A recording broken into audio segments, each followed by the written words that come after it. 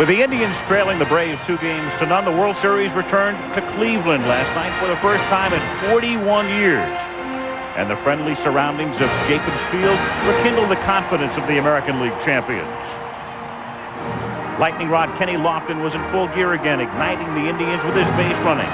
And in the field, sparking other great plays that stymied Atlanta rallies throughout the night.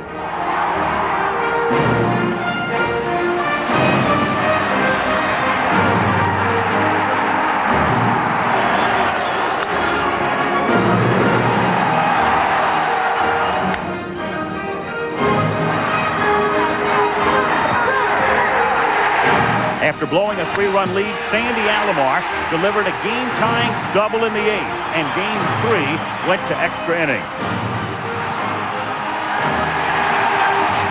Jose Mesa held the Braves off through the 9th, 10th, and 11th innings. Then Carlos Baerga led off the bottom of the 11th with a double.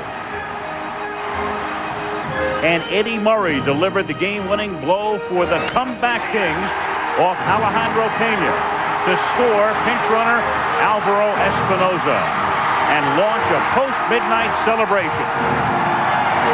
Can the Indians even the series tonight, or will the Braves move to within one win of the title? Up next, Game 4.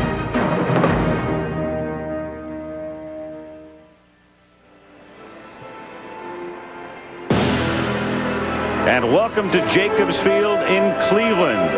It was an overcast morning, a sparkling, clear, sunny afternoon.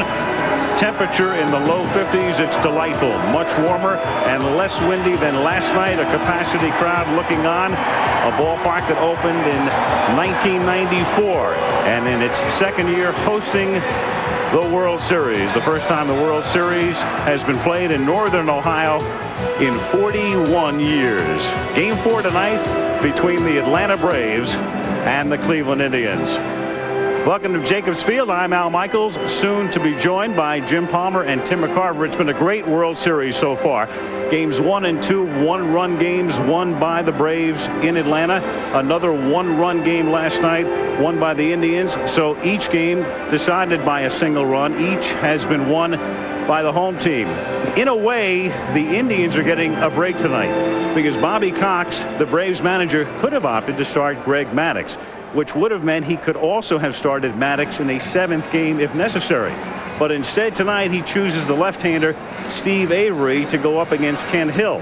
Maddux pitches tomorrow, which means if we go to a 6th game, it's Glavine in Atlanta, and it would be John Smoltz pitching in a 7th game.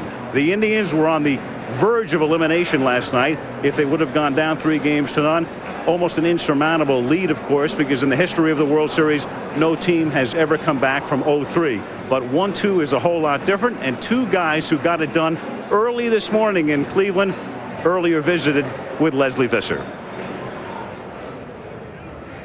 Thanks, Al. I'm with two of the men who made magic here last night, Carlos Baerga and Jose Mesa. Carlos, first to you. You'd been in a terrible slump until last night, but 3 hits, 3 RBIs. What were you trying to do differently? I just try to get some hits. You know, if I put pressure on myself, I'm not going to do anything. And I try to help this team. The first 2 games, you know, I made the 2 last hours of the game, and I say, you know, I have to do something to help this team.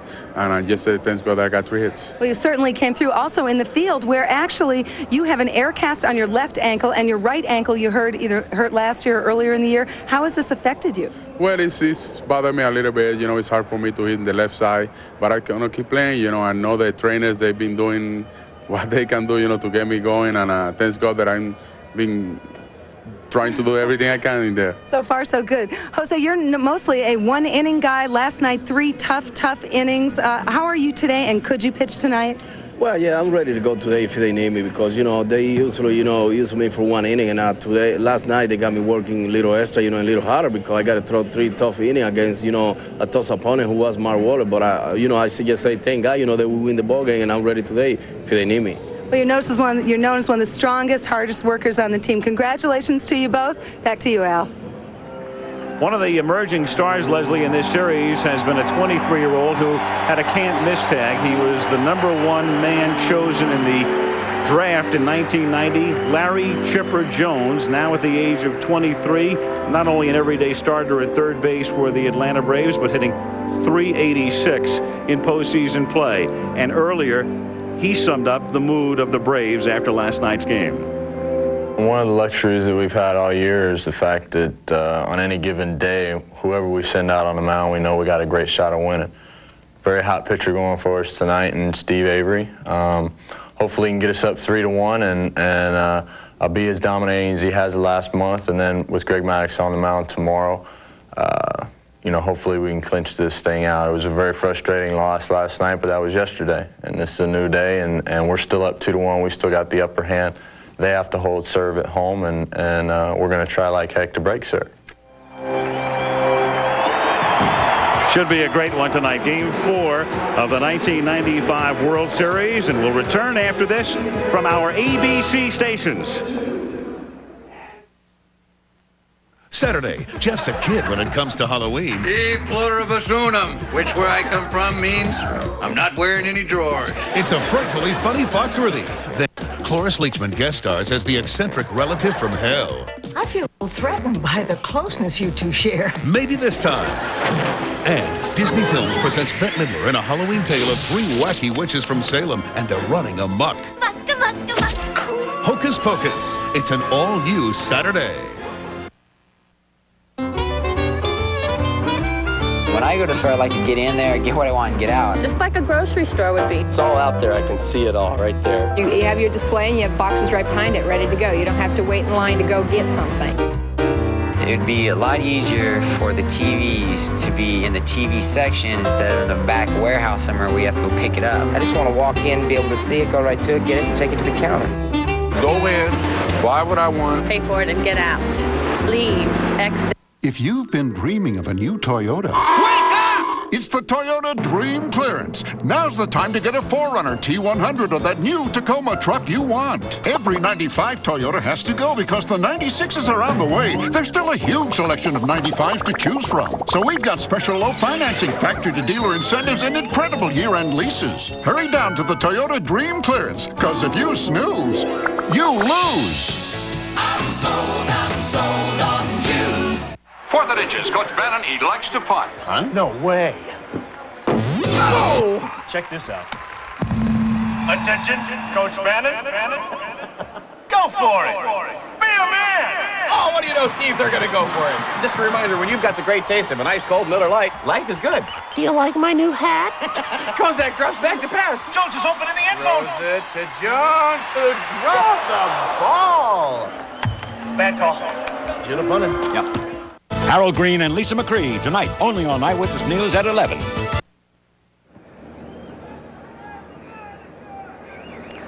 Here's the PA announcer at Jacobs Field, Mark Tromba.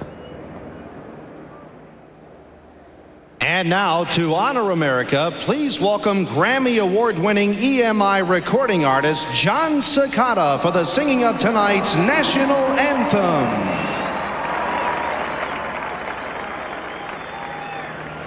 Oh, say, can you see by the dawn's early light what so proudly we hailed at the twilight's last gleaming, whose broad stripes and bright stars through the perilous fight, all the ramparts we watched were so gallantly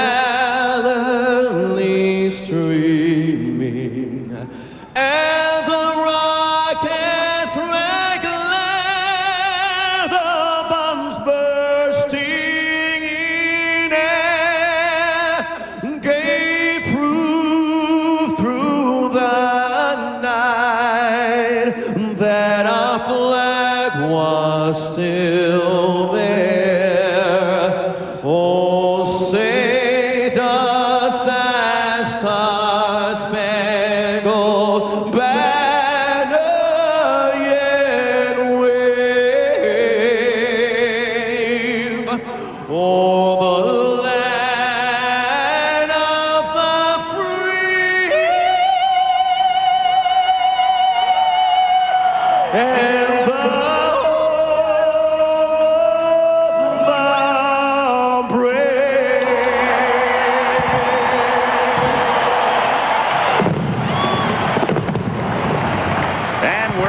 start of the fourth game of the 1995 World Series after this. It is where the lofty atmosphere of most luxury cars is left behind.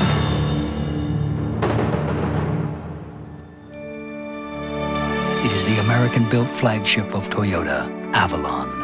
Combining refined performance, comfort, and Toyota's unparalleled reputation for quality, Avalon delivers the greatest luxury of all, peace of mind.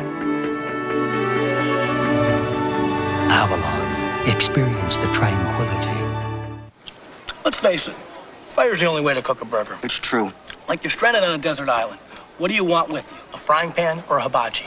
You gotta go hibachi. It's no contest. The great tasting flame-broiled Whopper, just $2.99 with fries and a drink at Burger King. Wet roads like this inspired Goodyear's newest all-season AquaTread, the all-new AquaTread 2, with a deeper, wider aqua channel for outstanding wet traction. The new 65,000-mile AquaTread 2, only from Goodyear. It's tough to admit you've got hemorrhoids, but knowing what to do about them is easy. Just get what doctors recommend, Preparation H. It helps relieve all these symptoms, and it's formulated to reduce swelling. More people trust doctor-recommended Preparation H. My dandruff and itch are awful. I'll try anything. Denorex tingles. Head and Shoulders doesn't. Both have effective dandruff medicine, but Denorex has something extra that tingles, feels fresh. That's why I started using Denorex. No flakes, no itch. Denorex, the serious dandruff shampoo. This 1995 World Series game is brought to you by the makers of Denorex and Burger King, where you can get your burger's worth. And welcome back to Jacobs Field, a beautiful facility, 2 years old, downtown Cleveland. They are alive tonight, the Atlanta Braves and the Cleveland Indians. And welcome back. Last night, or early this morning, the game ended. What a game it was. The third one-run game in this World Series, each won by the home team.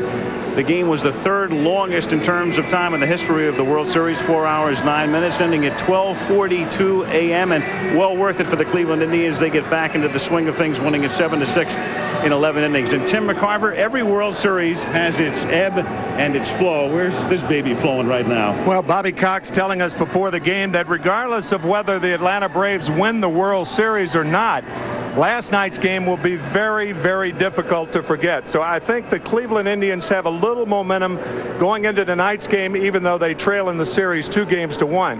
And speaking of momentum, that's exactly what the Atlanta Braves want on the road in the World Series. They lost 4 in a row in Minnesota at the Metrodome in 1991, 2 of 3 in the World Series in '92 at Sky Dome, and they lost last night. 6 of those 7 losses on the road, by the way, one-run games. And I think realistically, what Atlanta would like to do is win at least one game here in the next 2 meetings and take a cushion back to Atlanta. And they can't blame jet lag. Almost all of those games have been played in the Eastern time zone. Of course. Jim Palmer, let's talk about the pitchers here. Pitchers love to work on 4 days rest, but 2 guys tonight in a vital game working in a week and a half. They haven't seen any action. 10 days between starts. I can't think of a worse scenario than to do it here at Jacobs Field. Steve Avery of the Braves and Kenny Hill of the Indians, what have they been doing over the last 10 days? They've been in the bullpen. They've been throwing as much as they can. They've been trying to do a simulated game, having a hitter stand up there, no umpire, and none of their mistakes have been getting hit. How will it affect them? Well, I'll tell you, location. And in this ballpark, you can get killed. The pitches that are supposed to be down in the strike zone, they may be up in the strike zone. And most of all, you have a tendency when you struggle with your control to stop throwing strikes. If they go 2-0 and 3-1 tonight, Al, we will see in this ballpark, again, a hitter-friendly ballpark, a lot of runs. Right now, let's get a word from Leslie Visser. Leslie? Al, Mark Lemke echoed Bobby Cox. He said the mood in the Braves clubhouse was one of frustration. They thought they should have won last night, be up 3-0, and finish it here in Cleveland. He said, look for Dave Justice to break out of his slump. Justice has no extra base hits in the postseason. Well, as for the Indians, Eddie Murray celebrated his game-winning hit by going out last night and having a late-night, early-morning breakfast with some good friends. He told me about an hour ago that win does not necessarily change the momentum in this series, but it does put the Indians, as he said, 1 game closer to 4. Al? Okay, Leslie, 3 very exciting games in the World Series thus far. Will there be a 4th? We'll be back with the 4th game of the 1995 World Series after this ABC News Brief and a word from our ABC stations. An ABC News Brief. Now from Washington, John Martin.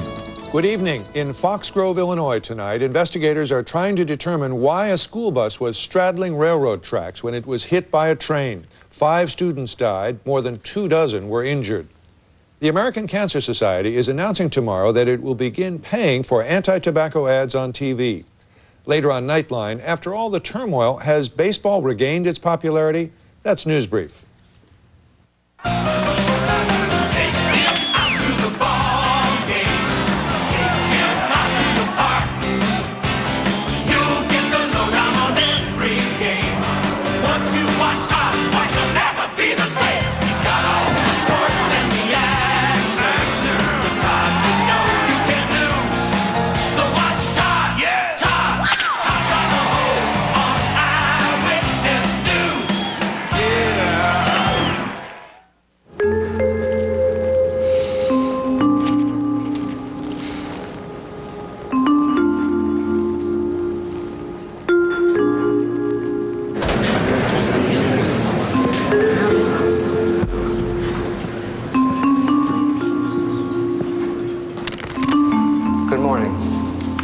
I had a speech written, but I think it's better I speak to you from my heart.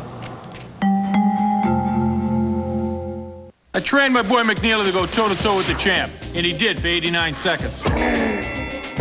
He didn't back down from any combinations thrown at him, and he ain't backing down from this one. There's a new stuffed crust pizza from Pizza Hut. Not just cheese, but pepperoni baked right into the crust. So good you'll eat it backwards. Show 'em, kid.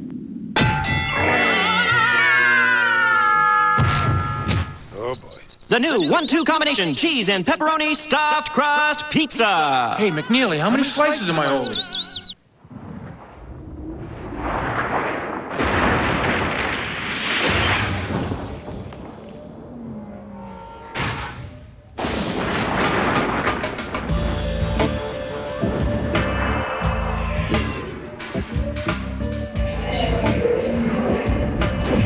Presenting the BMW 7 Series.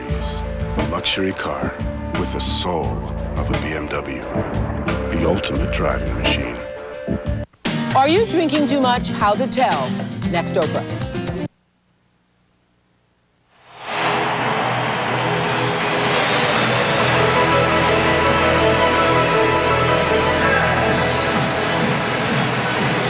No more popular Indian in the history of this franchise, and they've been around since just about the turn of the century.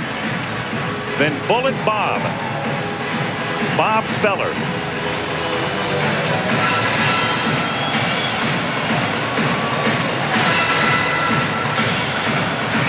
Feller's all-time records include most wins by any Indian, and there he was just moments ago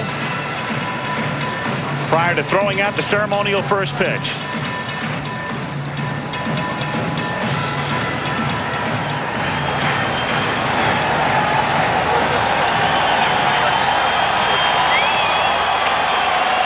Bullet Bob, immortalized up on the wall here. Your section 304.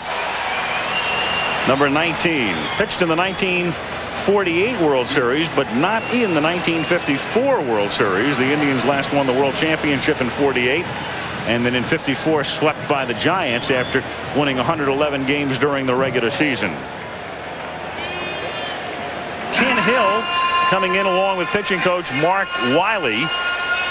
Ken Hill started the season on the Montreal roster. In fact, last year he finished second to Greg Maddux of the Braves in the Cy Young balloting. Won 16 games in the truncated year. Then was traded to the St. Louis Cardinals. He had been with the Cardinals earlier in his career.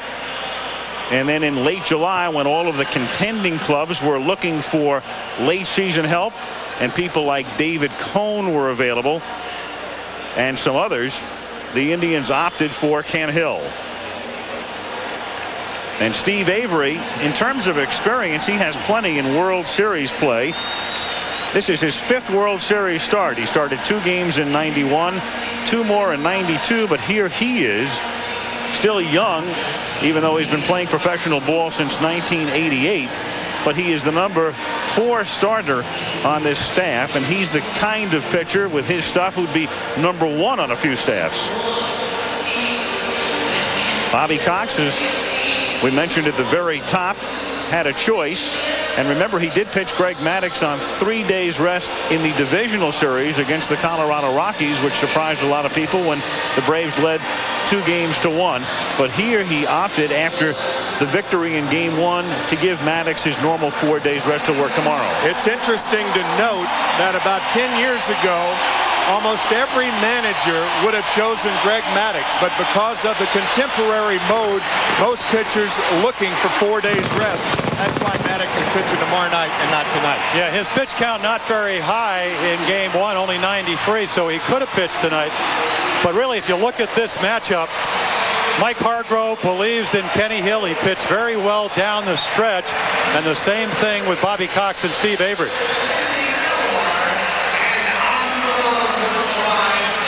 Ken Hill, the number 4 starter, as we take a look now at tonight's Budweiser Atlanta Braves lineup. Marquise Grissom leading off, Luis Polonia in left field, Chipper Jones, the rookie, at third, Fred McGriff having a great postseason at first base, David Justice struggling in postseason in right field, Ryan Klesko is the designated hitter, the DH used in the World Series in the American League parks.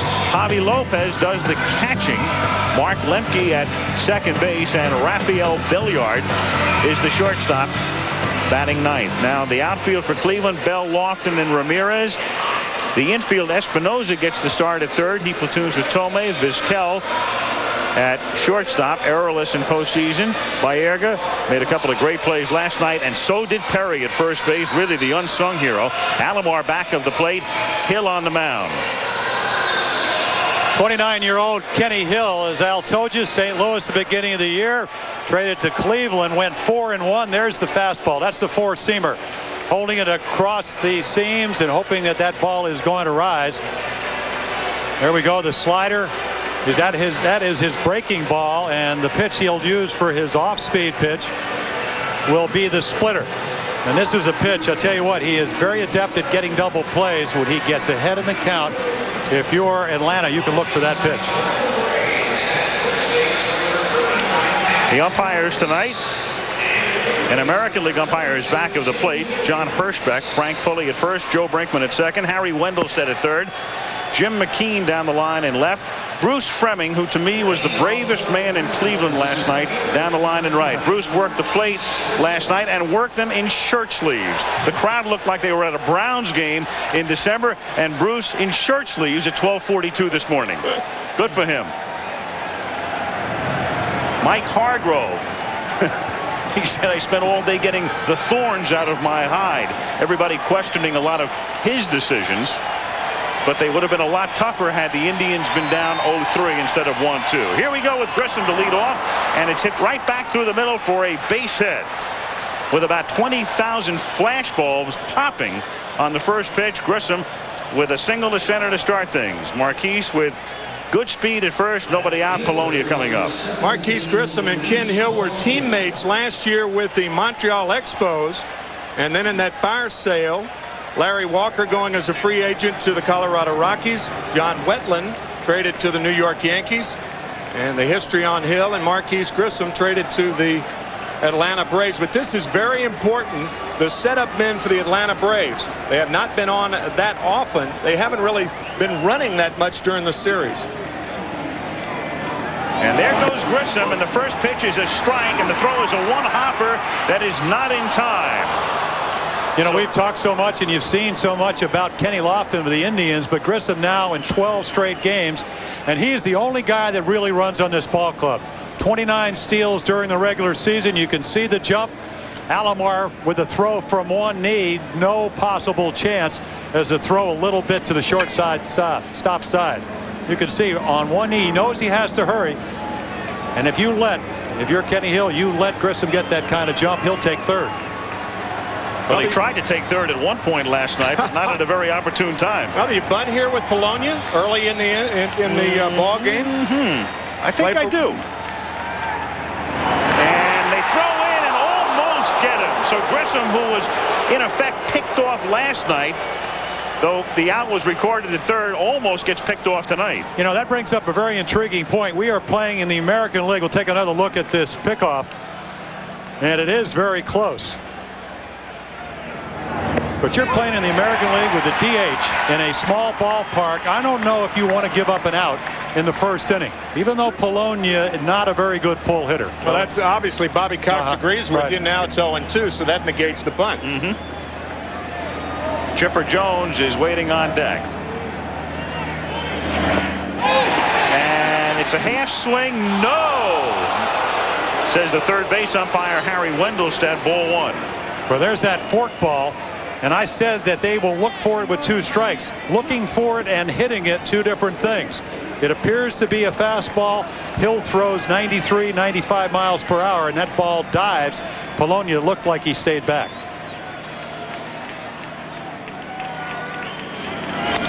And that's popped up. Vizquel calls for it on the skin part. 1 down. First inning. Grissom at second base with 1 away, and Chipper Jones coming up.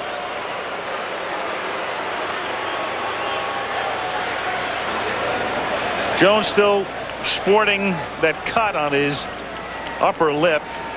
Friday, before the first game of the World Series, the night before in Atlanta, fielding a ball off the wall in the outfield. It caromed off his lip. There was a lot of blood, but he's fine.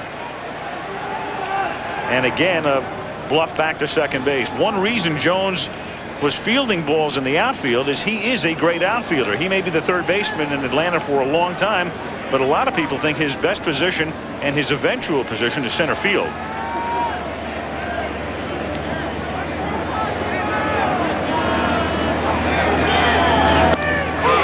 Strike to the switch hitter. That was a non-productive out by Luis Polonia. I'll tell you, you win a lot of ball games by making productive outs and moving runners along, particularly in this situation, because now it's going to be tougher for Grissom to steal third with the left-handers coming up, Jones, McGriff, and Justice.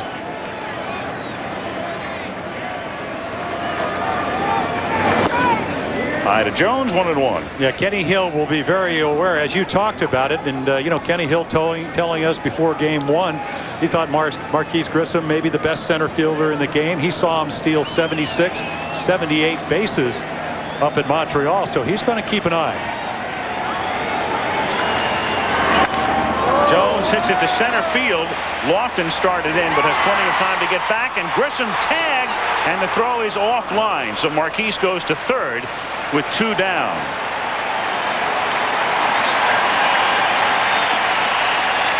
Well, that's heads-up base running, and the reason, of course, if you're Grissom, you know Lofton's going to catch the ball. If he tags up, you're not going to take the splitter away from Hill, but I'll tell you what, if you're Kenny Hill, you're going to think, if you get ahead in the count, that maybe I have to get that splitter up a little bit, because if you bounce the slider or the splitter, Atlanta may be on the board. And Fred McGriff would love for him to get that splitter up. McGriff having a terrific postseason. On the right, 370 is overall average. Smoked one into the seats last night. That was real good base running, the more you think about it, by Grissom, because if Lofton had read it right and been able to come in and make the catch and get some momentum behind the throw, that was one thing. But Kenny had started in, and Grissom saw him going back to make the catch, and he really couldn't get that much on the throw. 2-0.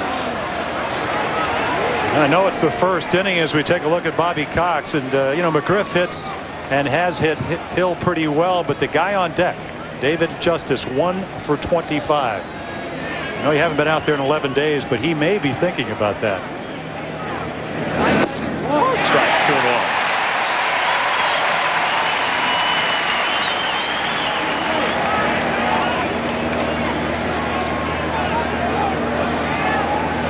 There's the 2-0 split-fingered fastball. A little bit of respect for Freddie McGriff.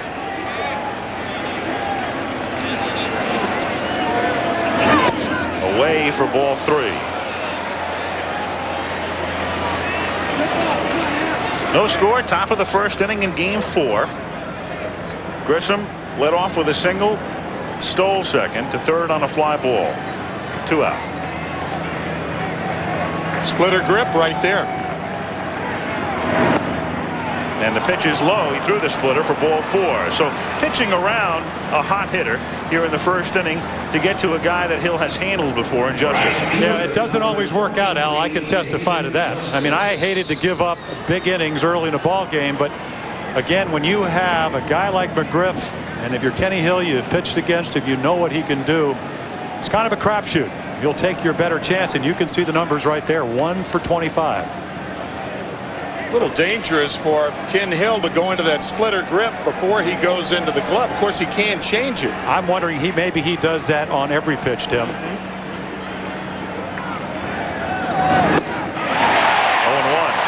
Did you notice that Justice's only lifetime hit off Hill was a home run? That was back in 1990. And here's the splitter down and away to David.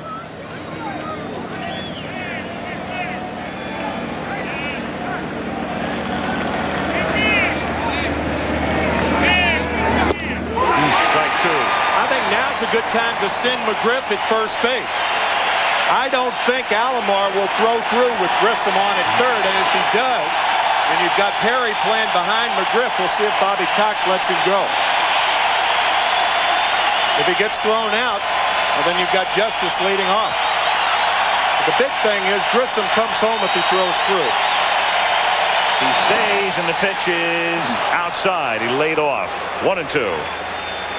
Well, that's what David Justice talked about in the workout before game 1. Hurt his shoulder in May. He said, I'm just going to cut down on my swing. And that's what he's trying to do with 2 strikes. He's got to protect all 17 inches of that plate, up and down, in and out. Crowd exhorting / imploring Hill to get the strikeout here. First and third, 2 out. And that's grounded to Vizquel softly. To Baerga for the force, and Atlanta squanders a threat in the first, leaving a pair. Braves nothing, Indians coming up.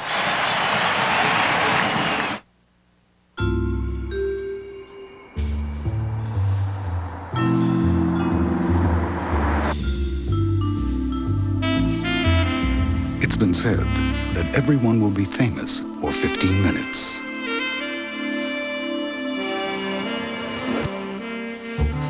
For some, that's just their daily commute. The Lexus Coupe.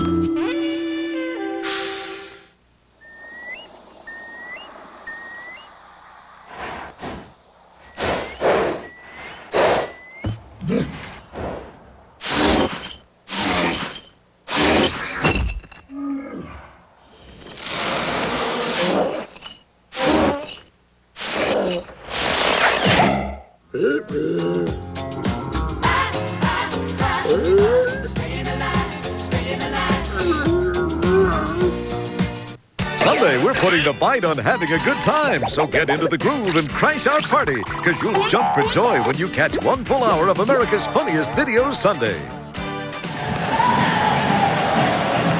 Modern day Paul Winchell, Jerry Mahoniak right here, huh? Sherry Lewis. Lamb chop. Right. Steve Avery on the mound. Postseason this year, 1-0. Again, it's his 5th World Series start. 3rd man picked overall in the draft in 1988. Tonight's Budweiser Cleveland Indian lineup. Kenny Lofton in center. Omar Vizquel at short. Carlos Baerga, one of last night's heroes, at second. Albert Belle in left. Eddie Murray with a game-winning hit in the 11th. Manny Ramirez in right. Perry at first base. Espinoza gets the start at third. And Sandy Alomar back of the plate. Atlanta defensively. Polonia, Grissom, and Justice in the outfield. Jones, Belliard, Lemke, 74 errorless chances in postseason play this year at second. And McGriff at first. Lopez back of the plate. Steve Avery on the mound. Now you go back to the first postseason that Avery pitched, which was 1991. He pitched 16 2/3 innings. And Van Slyke called him Poison Avery because he got left-handers out so well. And this year, 198. So you think it's got to be a good matchup. Kenny Lofton got aboard 6 times last night. 3 hits, 3 walks. Ball 1, 1-0.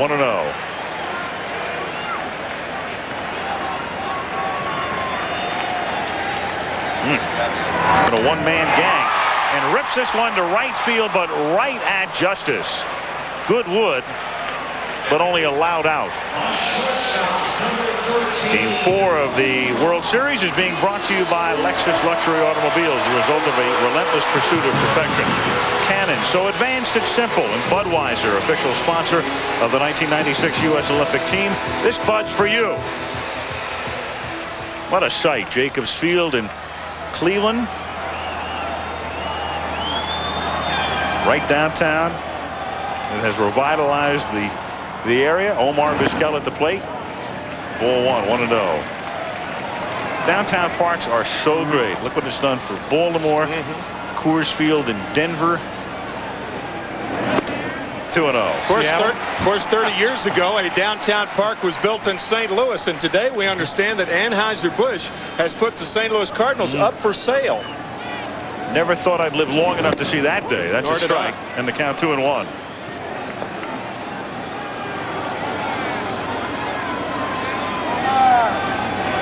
Omar 143 overall in postseason play, and he lines that one, and it's caught by Lemke. So the Indians have started by hitting 2 balls right on the button, but for naught. 2 up, 2 down. Yeah, that's what we talked about. When you don't pitch in 10 days, what's it going to do? Well, another belt high pitch. Vizquel hits it right on the nose, and the diminutive Mark Lemke up with a grab. So two pitches, 2 line drives, 2 outs. Nice going. Now Baerga. Switch hitter. Had the double last night. And Espinosa went into pinch run and scored the winning run. Outside, ball 1. Carlos in the World Series. 3 for 14.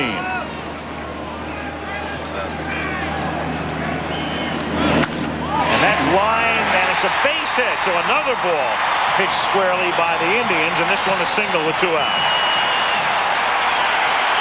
Avery's not tricking anybody yet. Yeah, I think the most appropriate thing in this inning are cannon billboards, because there have been some low rocket shots hit by Lofton and then Vizquel, and this one finds a hole in the gap in right center. Remember, I talked about in the open, Timmy, you try those pitches when you don't pitch in 10 days, you're trying to throw down in the strike zone. They end up belt high. Not a good idea against this team in this ballpark. See, the Indians are a very difficult team to pitch against for a guy like Avery. Most of the Indian hitters stand on top of the plate, and Avery, to be effective, has to be low and away with both his fastball and his changeup. Little margin for error against these guys. Now Albert Belle. Off speed, 1-0. And you talk about standing close to the plate. The one thing you have to do in a short series is make adjustments. Albert Belle was probably about 6 to 10 inches farther off the plate in game 1 against Maddox. So was Manny Ramirez. So Charlie Manuel, hitting instructor, said, let's get up on the plate, and he's done that. 2-0.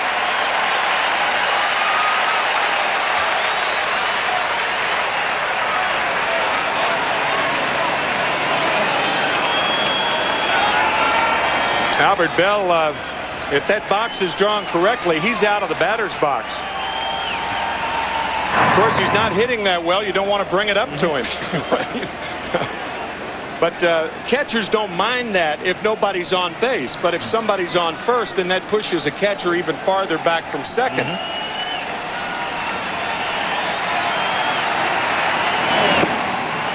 Ball 3, all off speed. 3-0. You can bet he has the green light right here. I'll tell you, I've never seen hitters, both American and National League, hit 3-0 more than I have in 1995. Much more aggressive. And why not? That's a strike. Albert thought it was ball 4. He was hitting there. That pitch just happened to catch the corner. Well, that's what you mentioned earlier. This is where he wants to be. Outer extremes of the plate. In fact, a couple of inches off the plate, which is probably why he wanted to go down to first. That's a big corner right there. That was Times Square. That corner was in Pepper Pike. That's a strike. Off speed again. 3-2. So full count, 2 out. Baerga will be off and running with a pitch. Just low and away. And that's the book on Albert. High and tight, low and away, change speeds. That's a book on anybody. Exactly. Especially on this guy.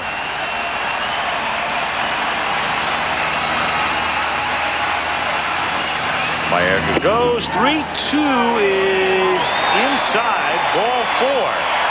Just inside. So Avery all soft stuff. And then Cox wants an appeal at first base, and they finally get one, and Frank Pulley said no swing. And then Bobby wants to know why it wasn't a called strike to begin with. But Bobby's saying we'll take either way. Yeah. Ooh.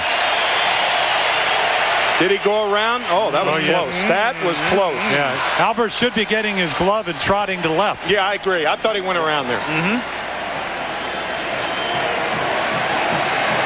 Yeah, that was certainly closer to being a strike than strike 1 was.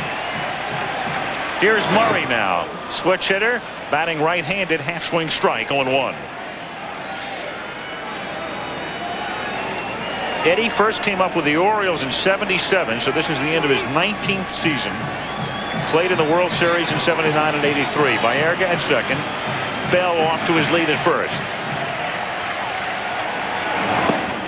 1-1. You mentioned that career 19 years, and in all 19 years has driven in over 75 runs, which ties Hank Aaron. But that run he drove in the 12th inning last night.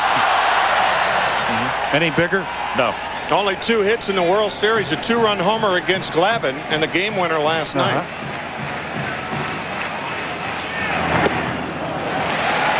Murray, during the regular season, a much better hitter from the other side. He hit .340 left-handed and only .269 this way. And I saw Eddie when he came up with the Orioles, a natural right-handed hitter, and I thought he'd struggle left-handed. But it's really at the end of his career he is struggling more from this side. 2-2. He's very frustrated. He looked up and away. I mean, this is a home run swing. Pulls off it just enough to move the head, and the result is a swing and a miss. That's similar to the 2-run homer he hit off Tommy Glavine in game 2. 2-2 with 2 out, 2 on, no score in the first inning, and that's grounded down to third, and Jones goes to Lemke. So each team threatens but doesn't score, and at the end of 1, no score. There are no prizes for making someone smile, no tributes for unlocking life's little mysteries. But to the men who give their best every day, we give our best. Gillette Sensor XL. Spring-mounted twin blades that adjust to your face, and soft, flexible microfins that set up your beard, and Gillette Series aftershave conditioner to moisturize your skin. Sensor XL for the closest, most comfortable shave ever. Gillette, the best a man can get. The most affordable Lexus now comes with a moonroof, 6-disc CD auto changer, leather-trimmed seats, and chrome wheels worthy of a Lexus. And with a savings of up to $2,000, you'll laugh all the way to the bank. The ES300 Luxury Value Package, available while they last at your Lexus dealer. This is about advanced communication technology, about what's happening today, how things like the virtual office and call centers can work for your business. But it's not about bits, bytes, bells, or whistles. This is about people who know how to listen and where to look. People who can help you put all the pieces together and even get you the hardware and software you need for free. This is about how simple things can be. About knowing who, about knowing how. Network MCI, that's how. Saturday, Jeff's a kid when it comes to Halloween. E pluribus unum, which where I come from means I'm not wearing any drawers. A frightfully funny Foxworthy show Saturday. What a night in Cleveland. Beautiful night in northern Ohio. Temperature in the low 50s and very little wind, so quite comfortable. Spectacular shot of downtown Cleveland. Tonight's Diamond Dust quiz brought to you by Lexus. Bob Gibson struck out a record 17 batters in Game 1 of the '68 World Series, mainly due to Tim McCarver's pitch selection. The question is, who holds the record for most strikeouts by a relief pitcher in a World Series game? And we'll have the answer for you shortly. I think I know that answer. All right. You want to venture a guess? Oh, yeah. I mean, he helped me get my first World Series win. 1966. Yep. So we'll give you a couple of hints. I assume that's, but you never know with Steve Hurt. Been known to trick you up here. Ryan Klesko leads off in the second inning. 2-0 the count. If it is Mo Grabowski back in 1966, he did it 5 years before Ryan Klesko was born. Klesko only 24 years old. But really has an idea about the strike zone and about what he's trying to do at the plate. The more and more you talk to this young man, the more you realize that he's not just up there hacking. He knows what he's doing. Hit .310 with 23 homers during the regular season. Homered last night to center field. 3-1. Yeah, I saw that early in the division series. Struck him out on a pitch away. The next time he went out there, got a hit to left field, drove a double to left field, and another base hit up the middle. And he walks here. So Klesko starts things with a walk in the second inning. The Braves again get the leadoff man on. And Javi Lopez comes up.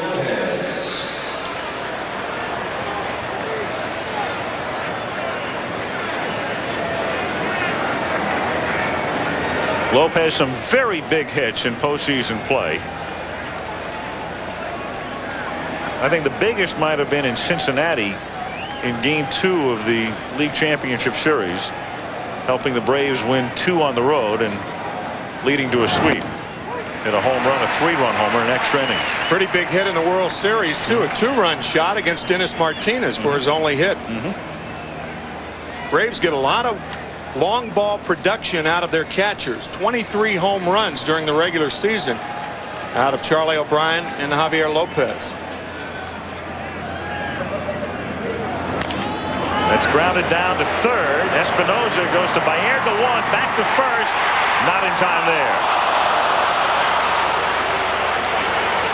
Lopez legs it out. Klesko gone on a force. 5-4, 1 down, and it will bring up Lemke. Now, a slide like Klesko's is really bad on the ankles. Leslie Visser talking about Baerga and the sprained ankles, wearing protection on both. And watch how hard Klesko comes in to Baerga just to make sure with that right arm. Perfectly clean, hard slide, and that prevents a double play. Now Lemke with 1 out and 1 on, and you saw Baerga flexing. Fastball up high, ball 1. Lemke is a switch hitter. He's better the other way. He hit .290 as a right-handed batter and then .240 as a left-handed batter this season. Yeah, showed us a little bit of muscle last night. The wind blowing as it is tonight, but much stronger from left to right. Almost hit a home run. Long single off the right field wall. Hit down the line in left field and back in the seats. 1-1. Talking about Ken Hill and the fact he was moved during the season, and there were some of the guys who were picked up by contenders. David Wells went from Detroit to Cincinnati. He was 6-5. David Cohn went to the Yankees and did very well down the stretch. Portugal from the Giants to the Reds, 6-5. And Ken Hill picked up by Cleveland, 4-1 with a 3.90 ERA. By the way, 7 of those 8 pitchers reached postseason play.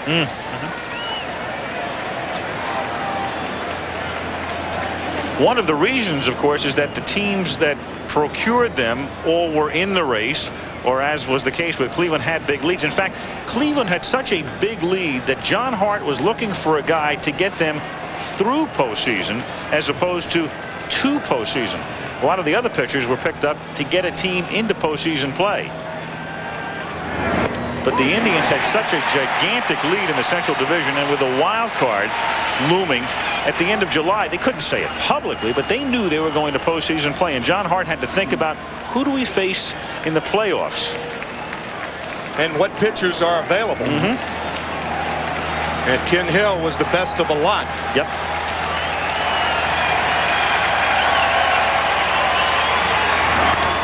That's lifted to left field. And Belle there for the easy second out. 2 down, it will bring up Belliard. You know, when you think about one of the things John Hart did, at one point in August, it appeared as if the Indians were definitely going to meet the Angels in the division series, because that's the way the matchup was going to go. There was a point when it almost looked as if it was a lock, and John had to start thinking about how to get through the Angels first. It didn't turn out that way. Didn't have to. They wound up meeting the Red Sox and then Seattle. Comebacker. Easy play for Hill. That's down in the top of the second. And the 1.5 at Jacobs Field. Game 4 of the World Series. No score.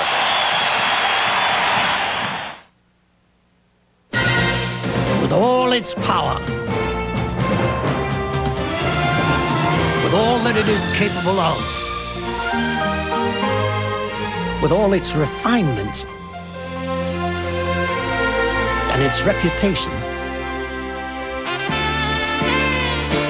imagine the places it can take you. The Toyota 4Runner, where civilization is headed.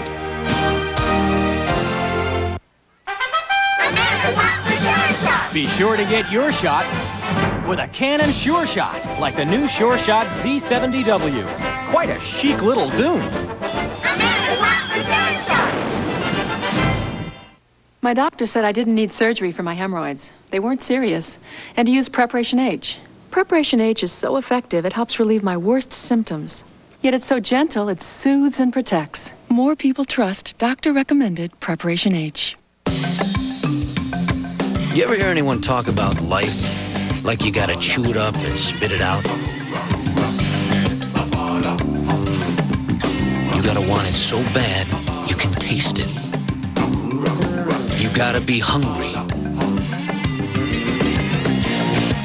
If so, Gatorade has one question for you. You want something to drink with that? Because you're gonna be thirsty. Life is a sport. Drink it up. Raquel Welch has the scoop. Clark Kent is Superman. Will her kryptonite kiss destroy the Man of Steel? Sunday on ABC. It's Lois and Clark. In conjunction with the Diamond Dust Quiz, go back to the World Series 68. Bob Gibson fans 17, including Al Kaline and Norm Cash and Willie Horton. A World Series record at the end of the game. There's T-Mac, Tim McCarver, coming out to say, great job. Gibson saying, your name again? Who holds the record for most strikeouts by a relief pitcher in a World Series game? Mo Grabowski. You got it, James. Yep, 11 punch-outs in 5 2/3 innings against the Dodgers. I was pitching the next day, sitting on the bench, and he made me understand that the Dodgers had trouble with high fastballs. Next day I went out there, that's what I threw. And then 3 shutouts later, we were world champs. Mo made it easy. Now Manny Ramirez, who has been striking out his share of the time in postseason, 0-1. You may have noticed on that clip the reaction of Willie Horton on that slider from Gibson. Willie, to this day, still thinks that ball hit him. That's how much that ball broke. It was headed right for him. Ball must have broken 1.5 feet. I've told anybody that if you had 3 fingers, you could have caught Gibson that day. He was awesome. Best performance you've ever seen? Yes. Best single performance that I've ever seen, yes. Manny Ramirez 4 for 4 in Game 2 against Seattle in the American League Championship Series with 2 home runs, but that's been it. The rest of postseason has been a washout for him. And then insult to injury, in effect, the other night, picked off at first base, key play in Game 2 by Javi Lopez. Well, he's 23, and, you know, Mike Hargroves talked about it. Charlie Manuel, the hitting instructor, he says this guy's got a lot of talent, but he is still learning how to play the game, and a much better offensive player at this point in his career than with the glove or on the bases. I mean, this is a kid that really, I mean, you gotta like his work ethics. He didn't play that much in the outfield, went back to the Dominican to learn so he could play somewhat in right field, and still trying to master that position. 1-2. You say back to the Dominican as you see Herbert Perry on deck. Actually, Ramirez is from the Bronx, but of course has family in the Dominican Republic. Hit down to short, scooped up by Belliard. 1 down, and that will bring up Perry. That's what Avery wants all the right-handed hitters to do tonight, is to try to pull the changeup on the outside, play Pepper with the shortstop all night long. Well, in the annals of last night's game, when you look at the box score down the line through the years, it'll be Eddie Murray and Carlos Baerga and Jose Mesa with the performances. But this guy, as much as any, is responsible for this series being 2-1 right now. Tremendous play at first base in the 9th inning on the ball hit by Chipper Jones. Otherwise, Atlanta probably wins the game. 2 outs, 2 on. Certainly 1-run scores, maybe 2. And then he was able to dig out a throw at first base as well in the 10th. 1-1. Take a look at the play again from last night. Sure base hit down the line. No. Using that glove like a highlight cesta. And that's line to left field, but Polonia is there and makes it look relatively easy. 2 down. You know, you bring up a great point about using the changeup to get the ground balls and keeping the hitters off balance. But if we go back and look at now, what, 7 hitters, every time Avery's thrown a fastball, he's been giving up a line drive. So that, we call that, it's kind of like a circle change, almost, maybe not really with the index finger and the thumb together, but kind of like a palm ball, which he just kind of pulls down like a window shade. They ought to change the name of that to the tentacle change. Yeah. It's like an octopus. But his fastball is not doing a lot tonight yet. Alvaro Espinoza takes a strike. Espinoza from Venezuela, 33 years old. He was first signed by the Astros in '79. Strike, 0-2. And Alvaro has bounced around Minnesota, the Yankees, and then came here in 1993. Yeah, Alvaro was the regular shortstop for the New York Yankees from '89 to '91. That's looped into right field for a base hit. So a 2-out single by Espinoza, and it will bring up Alomar. And Timmy, he could do that with the best of them when he was playing shortstop for the Yankees. Got up about 500 times, did not hit a home run, drove in 41 runs, hit around 280. I mean, if you don't hit a lot of home runs, just become a contact hitter. You put the ball in play, sometimes you get lucky. Rafael Belliard the same way for the Braves.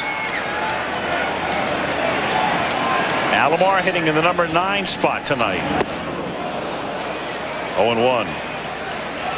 Well, Espinoza, a one-time starter in the infield with the Yankees. What about Bobby Cox? I think some people wonder about Bobby's playing career. It was brief in the majors, but he did spend one season, 1968, as the Yankees' regular third baseman. He spent 2 years overall in the big leagues. In fact, when you look at his record played out in the baseball register, it looks very similar to Sparky Anderson's record. A brief stint as a starter in the big league. Sparky spent one season with Philadelphia and then a whole lot of minor league action. 1-2. And were it not for the bad knees of Bobby Cox, certainly he would have extended his major league career. He's had both knees replaced. Think about the heir apparent to that third base job, held down by Cletus Boyer for 9 years. 1-2 to Alomar, just inside. 2-2.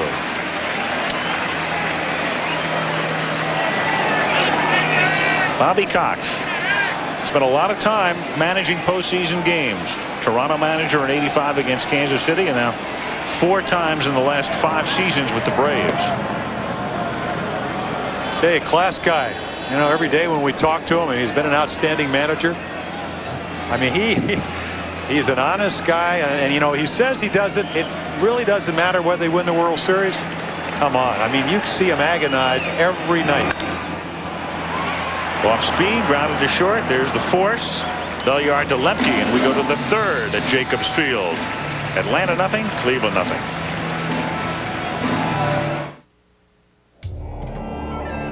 Time marches on. And if you haven't planned for your retirement, you're losing ground.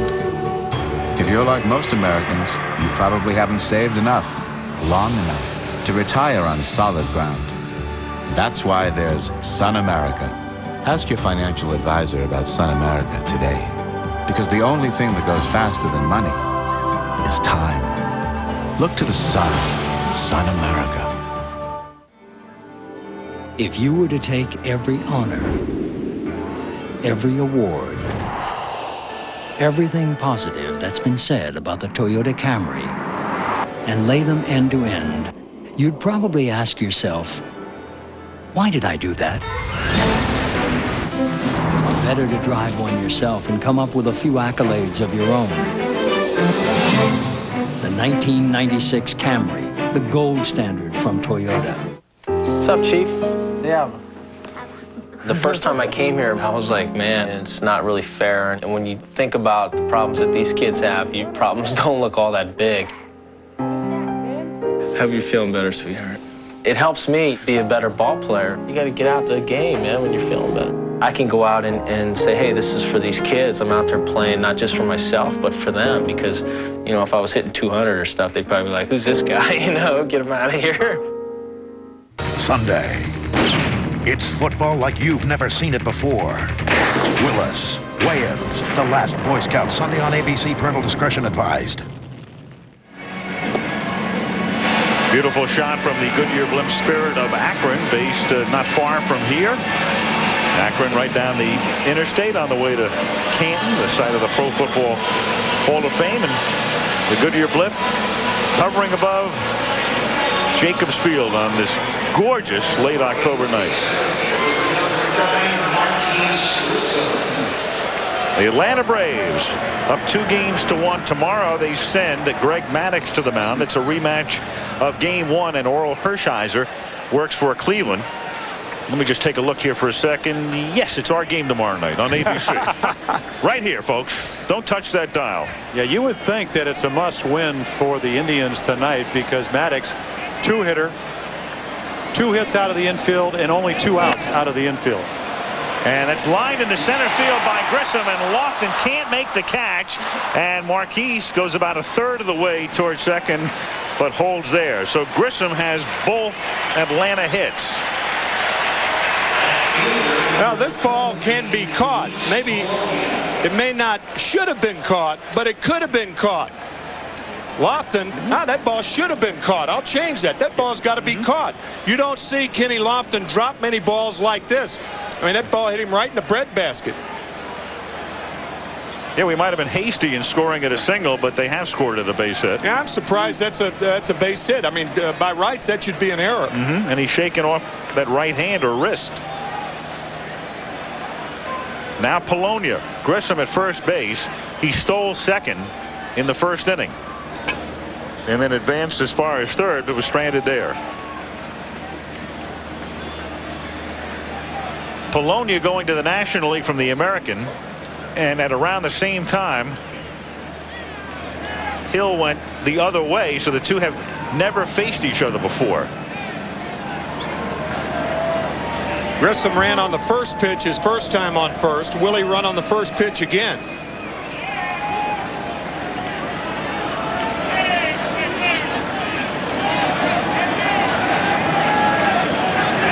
He stays, pitch up and away, ball 1.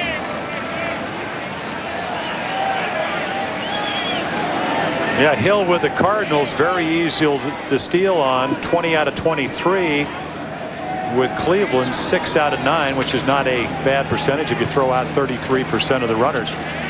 But a big guy slow to the plate. He'll try to get quicker here. Bluff's going, and the pitch is stroked foul off to the left. 1-1. Jimmy Williams, flashing the signs after receiving them from Cox. You might say, why does a runner like Marquise Grissom bluff running from first base? Well, what you do, you make the middle infielders commit towards second base, and that in itself can open up a hole on the left or right side. That's the reason he does it.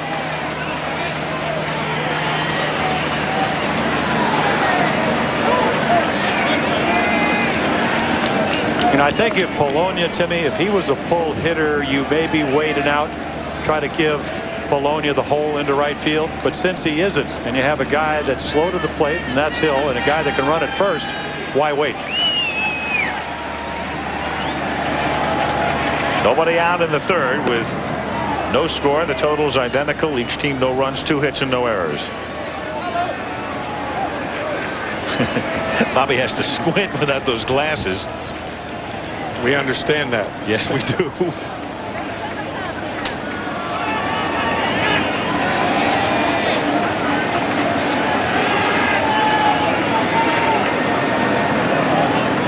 There he goes. Gets a good jump and the pitch. Great play by the shortstop Vizquel to get the out. Omar almost overran it. He was running over to the bag to cover it.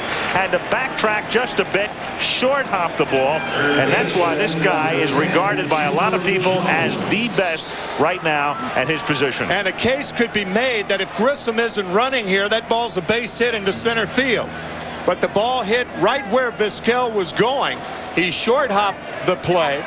67 chances now, no errors for Vizquel in this postseason. But Polonia hit that ball right on the button. Now Jones. Swing and a miss. You saw the expression of Polonia, but Polonia has seen a lot of Vizquel before because Luis had spent his whole career in the American League prior to going over. Yeah, well, you did what you wanted to do, Luis. You wanted to hit it hard, and you just happened to hit it to the wrong guy. Grissom at second. 1 out, and Jones hits it to the right side. Perry shovels perfectly to Hill for the out. 2 down. Grissom now at third. So again, Marquise at third base with 2 out. That was the case in the first inning. And in this exact situation, they pitched around McGriff in effect. They did throw him 1 strike, but walked him on 5 pitches, and then Justice grounded out. Now, Timmy, you mentioned between innings that really wasn't a pitch around. It was more or less make your pitch. Yeah, it's kind of you know, I think the first at bat, I mean, he did throw the 2-0 pitch for a strike. It's almost like late innings. Instead of guarding the line, you're about halfway, and that's almost how a pitcher and a catcher work a guy like McGriff in this situation. Half swing strike, 0-1. And the deeper into the count you go, the farther out of the strike zone you go. As you say, right. Jim, expand the strike zone. So that's why he throws him a splitter. If he's going to swing at it, fine. If not, the last thing you want to do, I mean, you watched McGriff hit the home run last night. You saw him homer off Hershiser. Fastballs in the middle of the plate, 1 up, 1 down. You don't want to make that mistake here. Away, 1-1. I mean, really what you bank on is that McGriff will get out of his mold and start swinging at balls. And a lot of hitters will do that. In clutch situations, 2 outs, runners in scoring position. Do you throw him any pitch in the strike zone? Well, you go for the periphery, the edges. You become Greg Maddux. That's a Maddux-like pitch, 1-2. Now things change, however. Now you try to get him out.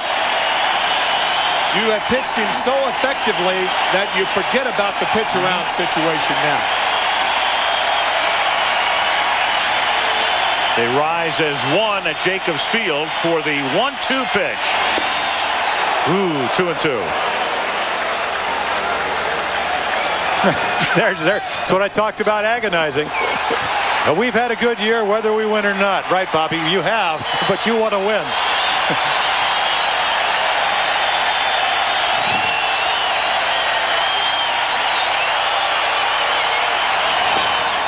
Full count. Justice on deck. Now 1 for 26 in his career against Hill.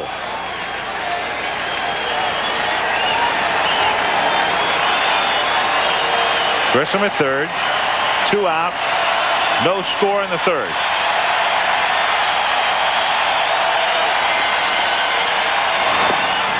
And he loses them. So he gets ahead 1-2 and then throws 3 straight balls, and McGriff walks for the second time. So again, the inning parallels the first, with first and third 2 out, and Justice the batter.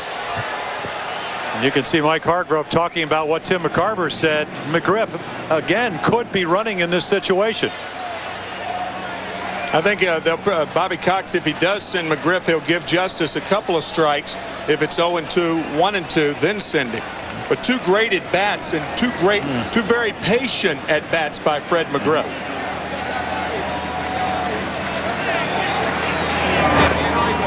Foul back, 0-1. See, Justice 1 for 26, swings at exactly the same pitches that McGriff took. And you can see him talking to himself, saying, stay back. Yes, I hurt my shoulder diving for a ball in May. I'm not the guy that 3 years ago hit 40 home runs. Let's just try to have a nice, concise swing and get a strike to hit. 1-1.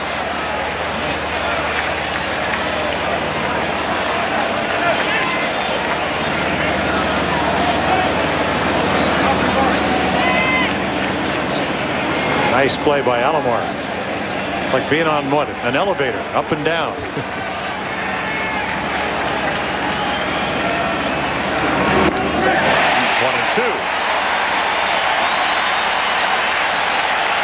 Yeah, this brings up the point you just mentioned. You do not throw the ball anywhere in the middle of the plate here if you can. There's a splitter that it really hangs up in the strike zone, but Justice misses it. And again, another good running situation with McGriff. But he stays, and the pitch is grounded down to the first baseman, Perry, unassisted. Atlanta leaves 2 more after 2.5. 0-0. It's tough to describe a headache. You just want it gone. But not with aspirin. Advil's a lot gentler to my stomach. There's Tylenol, but 2 Advil work better on tough headache pain. There is Excedrin, but that's aspirin, and the ingredient Tylenol, and caffeine. I don't want all that. I'll go with Advil. Advil contains the #1 doctor-prescribed pain reliever in its class. Nothing is proven to work better or last longer than Advil. Nothing. Advanced medicine for pain. It is a rare sight. Unparalleled performance, agility, and a really cool lease price. Introducing the Toyota Tacoma $199 down, $199 a month lease. Tacoma, more powerful than its predecessor. Increased towing, Toyota legendary quality, and a lease where the most popular options get left in, not taken out. The Toyota Tacoma $199 down lease. Of all the reasons to drive a Tacoma, this just might be the most powerful. You're my agent. You have to do something about this. My face is on the cup with a duck. Well, I'm allergic to ducks. But what about Bugs Bunny? He's cool. What? Emmitt Smith has bugs? He's just a running back. Now at McDonald's, get a free Looney Plays to-go cup when you supersize any extra value meal. The NFL's Emmitt Smith with Bugs, Barry Sanders with Taz, Bledsoe with Wiley, and Marino with Daffy on new to-go cups. How'd I get on a McDonald's cup with Marino? Some agent. I'm allergic to dolphins. Have you had your break today? Unbeaten Nebraska battles the Colorado Buffaloes. Florida tackles SEC rival Georgia. Or regional action from the Pac-10 and Big Ten. Saturday on ABC's College Football. Bottom of the third. What a way to do it, huh? You go to the World Series and tablecloth and fine wine in the Stadium Club here. Nothing wrong with that. No. Saturday night on ABC. Halloween treat, the Jeff Foxworthy show, maybe this time, and then Hocus Pocus is Saturday night at the movies, right here on ABC.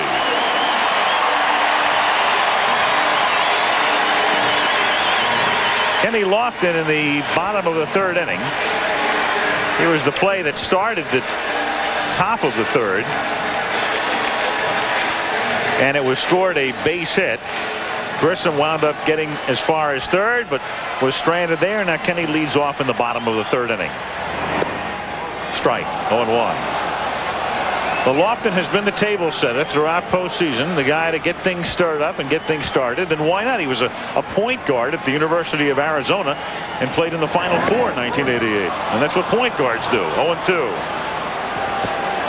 Yeah, and Steve Avery knows. I mean, he might have watched the at-bats he had against Randy Johnson. I mean, some of the greatest at-bats I saw up in Seattle. And Avery 198, and that's how you get that big sweeping curveball, devastating if you don't hang in there if you're left-handed.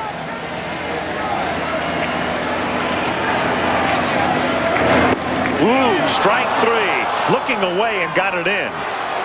Well, the reason he was looking away was because of that previous curveball. So you curve him away, pop him inside. Good pitch selection by Lopez and Avery. After the curveball, fastball locks Lofton. And look at Lopez's glove. And that ball, I mean, about an inch of the plate. And again, you know, I think why Lofton did a perfect explanation, Timmy. He thought the ball was inside. Avery had a surgeon's touch on Lofton right there. Strike 1 to Vizquel, 0-1.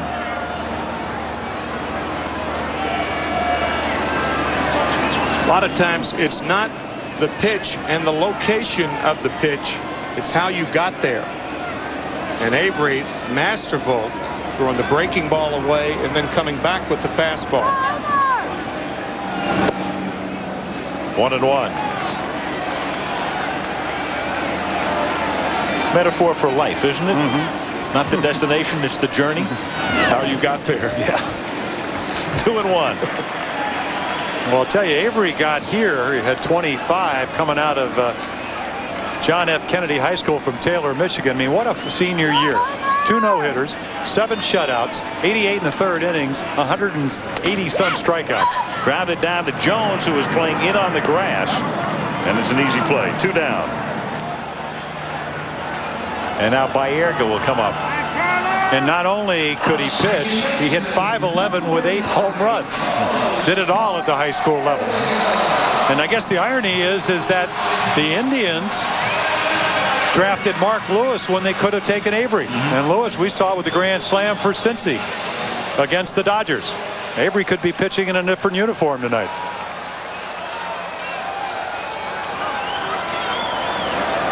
It's always funny to look at the things you could have done and the way they turned out. And then you look at somebody like Mike Piazza of the Dodgers, who was about the 9 millionth guy drafted the year he went. So where was everybody there? Yeah, or a guy like Doc Gooden, who was drafted 6th in the country. Remarkable that 5 players could have been drafted in front of Dwight Gooden in 1982. Or how about Jose Canseco, 15th round? Yeah. Strike. 2-1. Bat warming ceremony taking place in the dugout. Different ways to warm bats. When Bobby Mercer played with the Giants at Candlestick Park, he used to warm his bats by placing them in the sauna for an hour. Most coddled bats in history. Did he sleep with them like Ron Stone of the Phillies? No, but he ordered a massage for them. I think that could break up a marriage, you know. Bats in bed. Good. And we'll be back right after this. Well, maybe we won't. It's foul back and the count 3-2. Boy, my first wife hated when I brought the rosin bag up there after a tough loss. She should have gotten 75% for that. Well, you can tell you live in California. 3-2 the count. 2 out, bases empty. No score in the 3rd. And that's line to right field, but right into the glove of David Justice. To the 4th with no score. Back we come with the 1995 World Series after this from our ABC stations. Friday, this was the 2020 that touched your hearts. 2 sisters joined at birth and only one survived. This week we'll show you her incredible life. Friday. During the week, National rents cars to companies all over America. But weekends business gets a little tame, so they send the cars here to Grays. That's a bum steer. So National's got low weekend rates that'll make people want to hit the road. Now, every Thursday through Monday, National rates are so low, none of the cars will ever be sent out to pasture again. Make your weekend a national holiday. Call your travel agent or 1-800-CAR-RENT. Giddy up, doggy! Yes! Domino's deep dish always gets. And how was quite a reaction. your day, Mom? Oh, just Peachy. This is one deep pizza. Nothing deeper. It's Domino's. Ultimate deep dish. Real cheese, zesty herbs, all on a golden thick crust. Woof, woof. Domino's. Now get 2 medium, 2-topping deep dish pizzas for just $12.99. That's 2 thick and zesty deep dish pizzas for just $12.99. But this offer ends soon, so call Domino's now. Thanks to their health plan, I just wasted the day at that monstrous clinic. I should probably be forced to see their primary care physician instead of my OB/GYN. Your son had to fly home sick from school because we all have to see the same doctor. Individual choice of physician, yearly self-referral to OB/GYN, and customer service until midnight when you choose California Care from Blue Cross of California. Hughes employees choose Blue Cross California Care during open enrollment.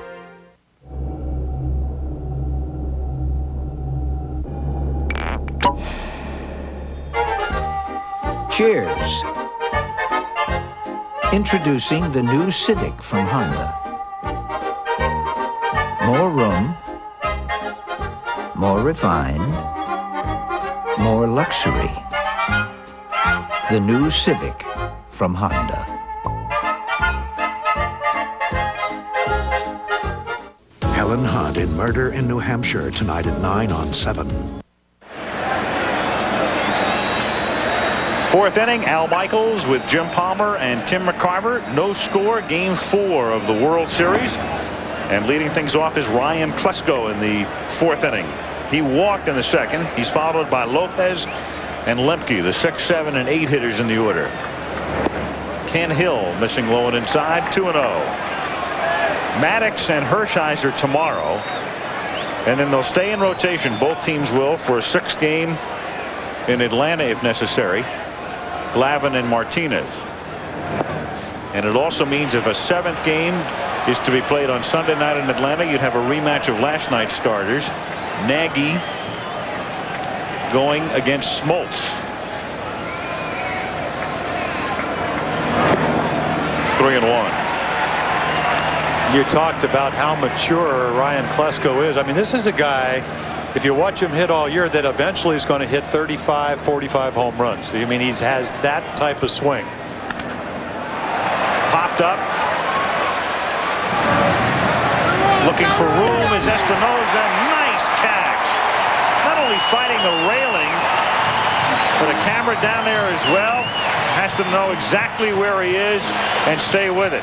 And that one was hit a mile high as well. Good play. He's fighting the railing and the dugout steps. It's close enough to the dugout that he's got to be wary of that also. Good play by Espinosa. Just watch his right hand feel for the rail right there. I mean, he knows he's on the warning track right there. Got it. Big out. Now Javi Lopez takes outside. 1-0.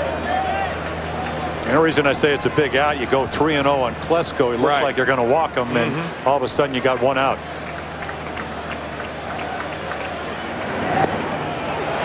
One and one. You know, you mentioned some of the big hits. It's apparent to me in the 4th game is that they respect Lopez as a good fastball hitter. That's what he hit for the home run off Dennis Martinez. And it has been breaking ball. If they do come with the fastballs, try to stay out of the middle of the plate. Like that. Perfect example. 1 and 2. They threw him nothing but slop last night. If they did come in, they would just come in with a fastball. 95. That's getting up near Wohlers. To right field and deep, and that one is off the top of the fence. Ramirez plays the carom, and winding up at second base is Lopez with a double. Last night Lemke hit one off the wall, and Ramirez played it perfectly and held him to a single, but this one jutted out towards center field as it rebounded, and Javier at second base. As a matter of fact, the ball that Lemke hit was about the same height as this ball. It's about 2.5 feet from the top. Played nicely by Ramirez. I'm going to say the speed of Ken Hill is not really the most important thing. The one thing the radar gun doesn't show is how heavy the ball is when you make contact. And that's what all the hitters, when they talk about Hill, they talk about that. Now Lemke, after the first extra base hit of the game, 0-1. And also, Timmy, he's kind of a short armor, so you see a lot of the body, the jersey, and then the arm. Very unusual. Keeps it very close to his body. Just watch how his front side will come first. Ground ball right side. Baerga scoops it up, and that's the second out and on the play. Lopez advances to third. It's the third time in the game the Braves have had a runner at third. 2 down, and Rafael Belliard coming up, a guy who had 222 during the regular season with 7 runs batted in. And this is a situation where the Cleveland outfield cannot allow a ball to drop in front of them. Albert Belle's too deep in left field, but both Lofton and Ramirez are playing the proper depth. Rafael Belliard's last home run was in May of 1987. As a matter of fact, it's his only major league homer. No power whatsoever. 0-1. Yeah, and as you mentioned, that Albert Belle took about 3 steps back. He's coming in about 3 steps right now, but he's still too deep. Belliard have to hit a ball twice to get it to him. Belliard 0 for 9 in the World Series and 3 for 25 in postseason. And he gets a line drive right into Baerga's glove. So the Braves leave another man at third. Middle of the 4th. No score in Cleveland.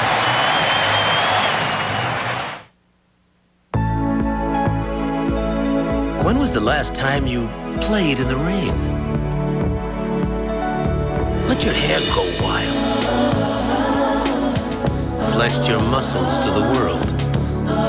Stayed up past your bedtime. When was the last time you really had fun in a car? Riviera by Buick. Go ahead. Express yourself. From Gillette comes a uniquely different form of protection for men. Gillette Clear Gel Antiperspirant. Unlike a stick that can stay in your underarm hair, this is a soft gel. It goes cleanly through the hair right down to the skin surface to fight odor and wetness where it begins. And that means powerful all-day protection. The revolutionary Gillette Clear Gel Antiperspirant. The men and women of General Motors made a commitment to always put our customers first. It's a commitment we renew with every car and truck we sell. This year at GM, we're proud to say we reached a milestone. General Motors is rated highest in satisfaction right from the start. In the 1995 J.D. Power & Associates New Vehicle Sales Satisfaction Study.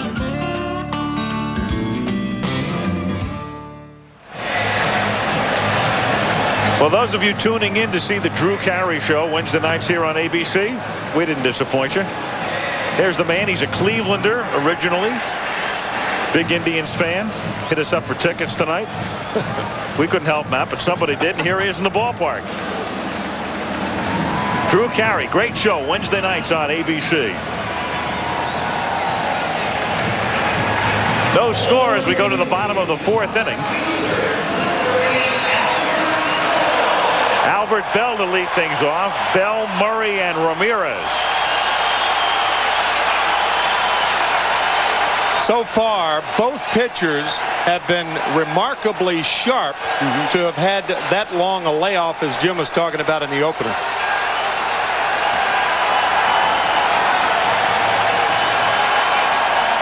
Yeah, really only 1 walk for Avery, and that was to Belle. Belle 2 for 10 in the World Series. 1-0.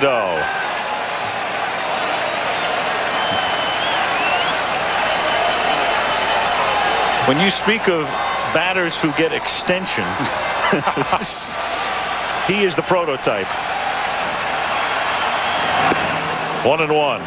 Batters who get extensions get extensions. Right. Yeah. Long-term extensions. Right. And speaking, Albert Belle crushes. John Hart will sign him. They got an option on him for 1996 at about $5.5 million. A lot of bucks, but I'll tell you what. You know anybody else that hit 52 doubles and 50 home runs this year? In 143 games.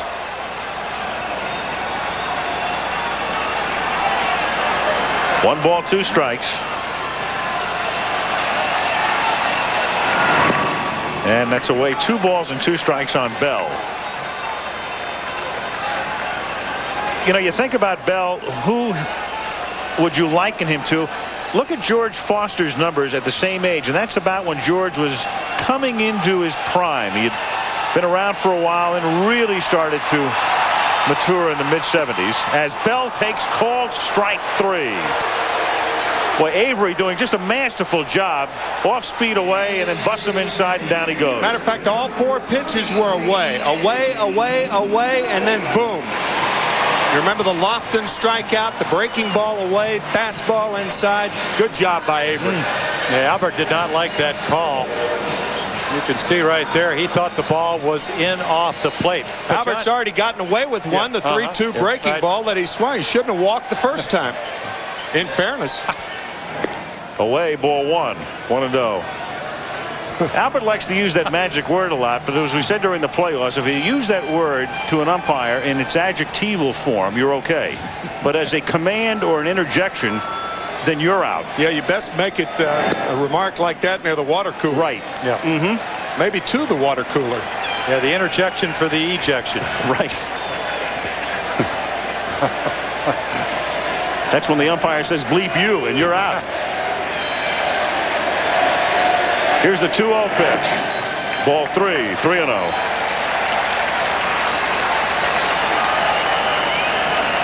Well, they were all talking about 0 for 5 last night. You need a game-winning hit. Even though Eddie did not look good last night, the guy you won up in that position, single to center, a win. And he's on. So Murray draws the walk. Second walk issued by Avery, and it will bring up Ramirez. Game 4 of the 1995 World Series is being brought to you by Buick and your local dealers. Remember, Buick, the new symbol for quality in America. Sun America, the retirement savings specialist. And the makers of Advil. Jacobs Field, Cleveland. Al Michaels with Jim Palmer, Tim McCarver. 4th game of the World Series. Game 5 right here on ABC tomorrow. Maddox, Hershiser, 8 Eastern, 5 Pacific. In the air to center field, but a lot of room out there for Marquise Grissom, and that's the second out. Manny Ramirez gone, 2 away, and Herbert Perry coming to the plate. You know, a lot of times in baseball you hear about pitchers being taken off the hook. Well, last night Manny Ramirez was taken off the hook because the Indians won that game on the base hit by Murray.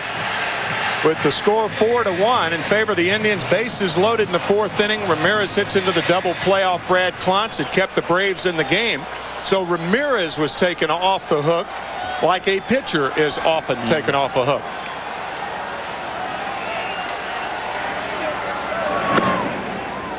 Ball 1 to Perry, 1-0. A lot of talk around the stadium tonight.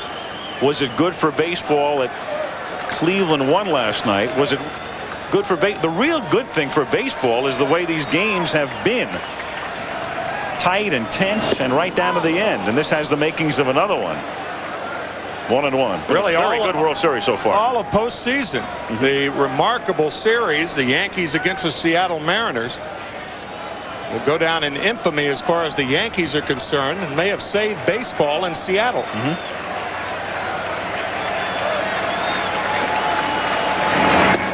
1-2. Yeah, the recent word is that the commissioners apparently have okayed a new ballpark up in Seattle. Vote 10-3. I was going to say, what commissioner? Oh, the commission. You're talking county about the ones that, county commission. Thought you meant baseball. Speaking of acting commissioners, Bud Selig, owner of the Brewers, here tonight.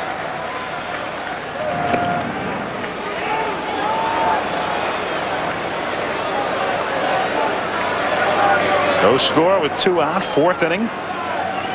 Murray at first base. Perry platooning in the World Series with Paul Sorrento. 2-2. From Live Oak, Florida. I said, Herbert, where is that from? He said, about 30 miles east of Tallahassee. I said, we got 2 TV stations. I said, thank God one was sports. Quarterback with Florida State. Great hands. He proved that last night. Chopped foul at the plate. Well, you know, funny, the Indians win 100 games and the Braves win 90, but Herbert Perry says, you know, I'd like to be playing every day, but on this ball club I learn a lot about playing the game. A lot of veterans, you know, a lot of middle guys that have been around, a lot of rookies. Very content to play every once in a while and, you know, hit over 300. Didn't hit for as much power as he would have liked to this year. And that squibbed foul outside third. Still 2-2. But Jimmy, I mean, I never, you know, I was a pitcher. It got to be hard to come to the big leagues after playing regular in the minor leagues and sit on the bench and still be productive. Well, it depends on where you're going. If you're going to a contender, a team that already has a first baseman, then you're much more understanding. I'd rather sit on the bench in the majors and play regularly in the minors.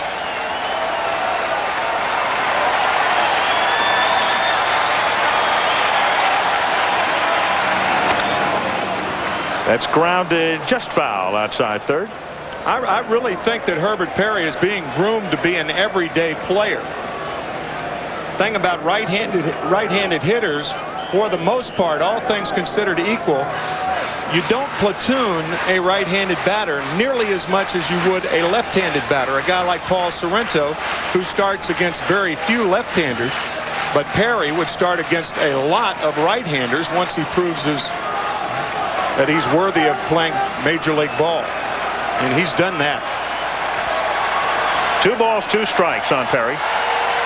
2 out. Murray at first base. No score in the 4th. Full count, and Murray will be off and running with a pitch.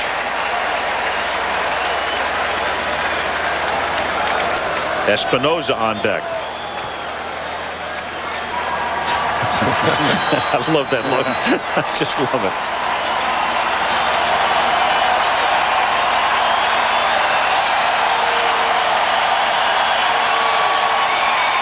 Murray ready to take off. He goes on the 3-2 pitch, which is lined to left field. But right there, moving toward the line, is Polonia to put it away. Through 4, no score.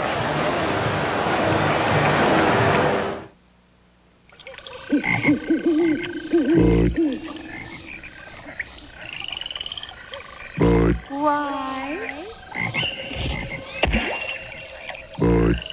Why?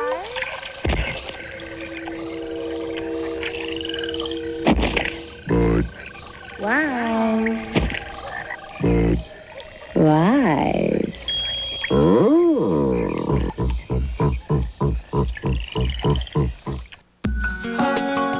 You've always made a great team. Together growing, dreaming, caring, and sharing the rewards along the way. Park Avenue. For the comfort, for the luxury, for the quality. Congratulations, you've earned it. Buick Park Avenue. How close are you to all the sports you'd ever want to see? With Prime Star. Closer than you think. Prime Star has all the action you're looking for, plus lots of other great programming, all with digital picture and sound. And since Prime Star is a service, there's no equipment to buy. And it all starts at about $1 a day. So if you love sports, call 1-800-PRIME-STAR. 2 new Beatles songs, the most anticipated event in 30 years, an event no one thought would ever happen. The Beatles Anthology, November 19th. Bob Feller and Cleveland baseball, synonymous terms. There he is, and he's with Leslie Visser. Leslie? Al, the best pitcher of his time, Bob Feller. Bob, does anyone on this team remind you of the 2 World Series teams that you played on? Well, probably be, Kenny Lofton in center field reminds me a little bit of Larry Doby. He's not as big, he's not as strong, and he made home runs.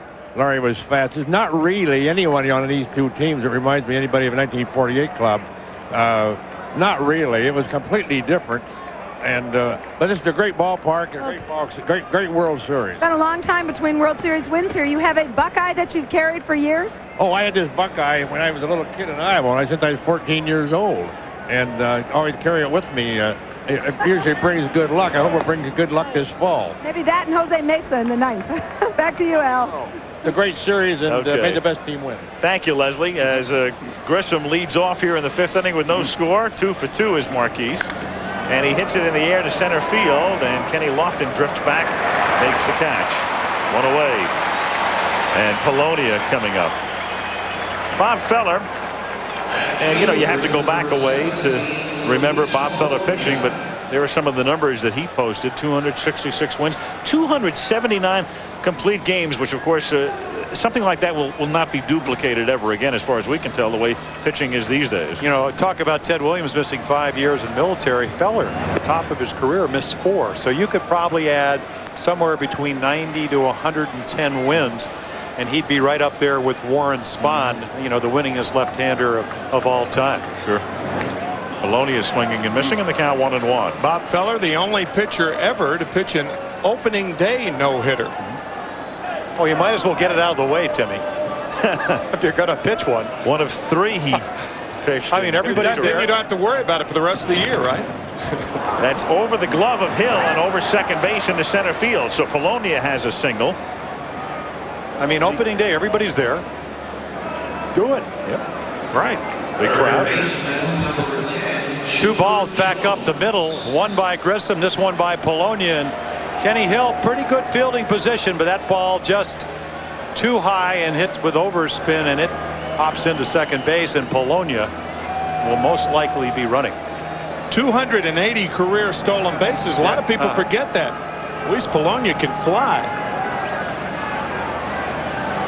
Oh, he had a couple of years out in Oakland, Timmy, where he stole over 50. Not a great on-base percentage. And California.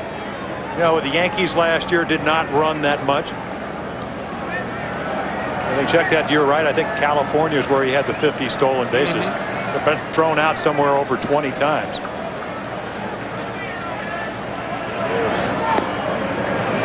Missing to Jones, ball 1.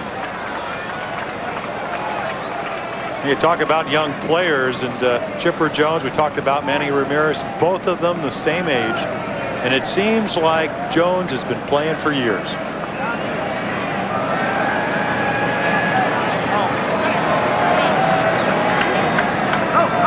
And there he goes, and the pitch is grounded back to Hill, who looks at second, no play there, settles for the out at first, and Polonia at second base now with 2 down, and McGriff coming to the plate. And again, you come into a situation where first base is open, and here's McGriff. Even more so now because we're in the 5th inning. Hit and run.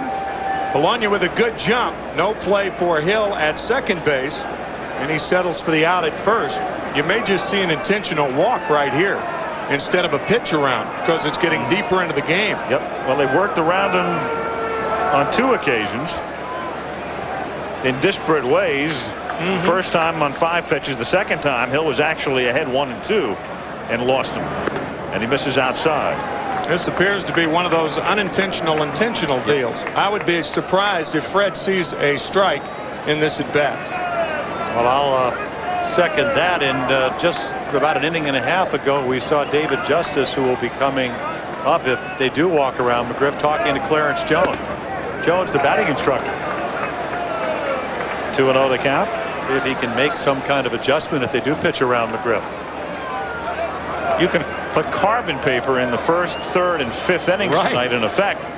Man in scoring position, 2 out, McGriff at the plate.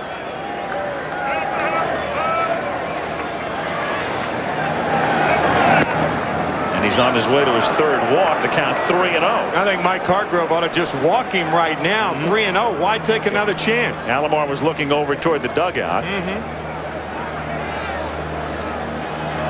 There's Mark Wiley, the pitching coach. McGriff will certainly not get a fastball down the pipe here.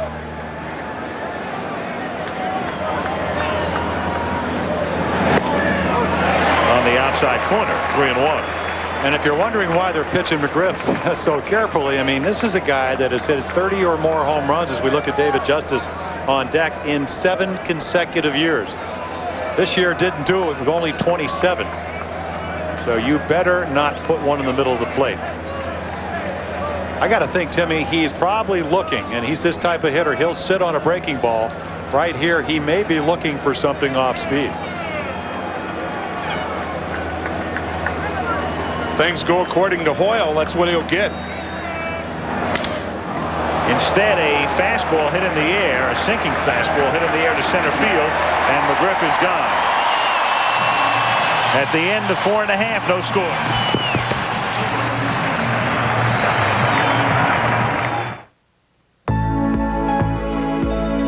When was the last time you played in the rain? Let your hair go wild. Flexed your muscles to the world. Stayed up past your bedtime. When was the last time you really had fun in a car? Riviera by Buick. Go ahead. Express yourself. You're my agent. You have to do something about this. My face is on the cup with a duck. Well, I'm allergic to ducks. But what about Bugs Bunny? He's cool. What? Emmitt Smith has bugs? He's just a running back. Now at McDonald's, get a free Looney Plays to-go cup when you supersize any extra value meal. The NFL's Emmitt Smith with Bugs, Barry Sanders with Taz, Bledsoe with Wiley, and Marino with Daffy on new to-go cups. How'd I get on a McDonald's cup with Marino? Some agent. I'm allergic to dolphins. Have you had your break today? My dandruff and itch are awful. I'll try anything. Denorex tingles. Head and Shoulders doesn't. Both have effective dandruff medicine, but Denorex has something extra that tingles, feels fresh. That's why I started using Denorex. No flakes, no itch. Denorex, the serious dandruff shampoo. Can I interest you in a change of pace? Change? Change! The lens on your Rebel. Change! Play on a whole new level. Rebel! I like change. EOS lenses and the Rebel X from Canon. Saturday, Jeff's a kid when it comes to Halloween. E pluribus unum, which where I come from means I'm not wearing any drawers. A frightfully funny Foxworthy show Saturday. After that at bat by Fred McGriff, Mike Hargrove, the Cleveland manager, just reassuring Sandy Alomar that even if you walk a guy like McGriff in that situation, then you go ahead and take your chances with Justice. And as it was, either a splitter or a sinker out of the strike zone away, and McGriff kept it in the ballpark. Got away with one. I mean, every series is a second guesser's paradise. That would have been a classic, though, if McGriff would have gone out. Absolutely. Bottom of the 5th inning. Espinosa at the plate. Strike. We never second. We always first guess, though. You tried to, but sometimes you're in a position where you second guess is the only guess left. Right. Try to cover all the options. Well, so far you can't second guess Bobby Cox going with this young man. No. Steve Avery. Nope.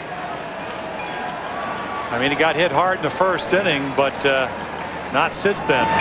And I'll tell you what, he is back to where he was. I mean, he struggled this year, 7-13 with a 4.67 ERA. His last 3 starts and then one in the playoffs. Magnificent.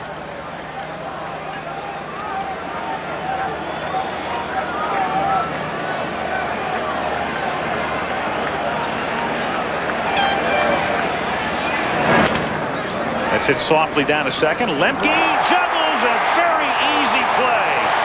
Something you almost never see Mark Lemke about as good as they get at second base. That was almost too easy. Well, this entire pitching staff talking about Atlanta, saying this guy is as good as anybody in the National League when it comes to fielding or turning the double play. I mean, he follows the ball into his hand. The only thing I could see, Timmy, hands maybe down below a little bit, not out in front. And that ball just bobbled. You hardly ever see that happen. That's just a big league boot right there. His first error in postseason this year. Now Alomar at the plate, the number 9 hitter.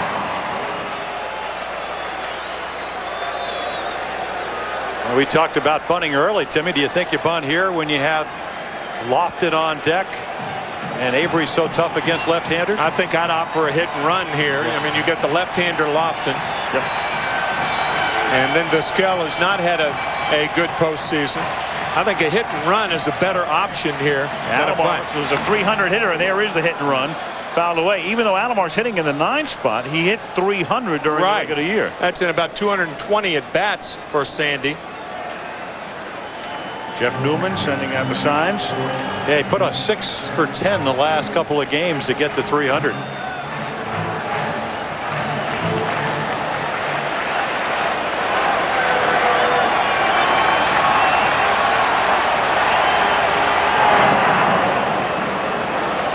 They used to run at will off of Steve Avery, but 13 pickoffs, and a lot of them from what doesn't have a good move. Swings his leg back, they go on that.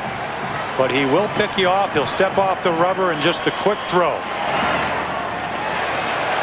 In the dirt, throw down to first. No, safe. It's a paradox with Avery. He picks a lot of guys off. In fact, those 13 pickoffs led the majors. But he's also very susceptible to being stolen against. Stolen bases against him also led the majors. 30 stolen bases and 32 tries to throw late from Lopez. Yeah, Leo Mazzoni, the pitching coach, there they are. And that is in the National League. And a top any American leaguer as well. Andy Pettit of the Yanks led the American League. Hit and run situation again for Alomar. The one thing, if you're the runner on at first base, you cannot get picked off in this situation. It's to be distinguished by the stolen base. 30 against Avery this year, Nomo second. But you've got to make sure the pitcher pitches in this situation. He goes. The pitch is waved at and missed. He got a late break, and he tries to get back to first, and he's thrown out. Everything went wrong for the Indians on that play. He had a small lead, a late break. The pitch was way outside. Alomar waved at it to cost him a strike, and the break was so bad that Espinosa had to go back to first. Small lead, late break is appropriate right here. We said you don't get picked off. Espinosa, realizing he doesn't have a good jump, tries to get back to first, but he's tagged out. Look at the pitch, however, to handle that Alomar had. Yep. That's what a manager tries to do. He tries to get the hitter a good pitch to hit, and Alomar wasn't successful then. So 1 out, base is empty, and now the 1-2 pitch is fouled back out of play. I mean, think about it. Avery's been around the plate all night, and the worst pitch as far as being far away from the plate was the second hit and run attempt by Alomar.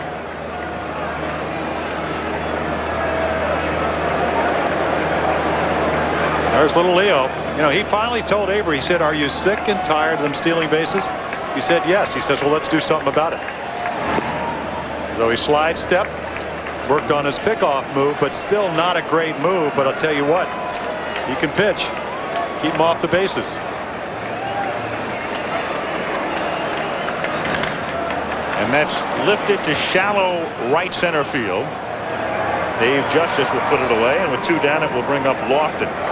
You know, as critical as last night's game was for the Cleveland Indians to win, to avoid going down 0-3, tonight's game is almost as critical, because if they go down 3-1, you're faced with Maddox in your home park.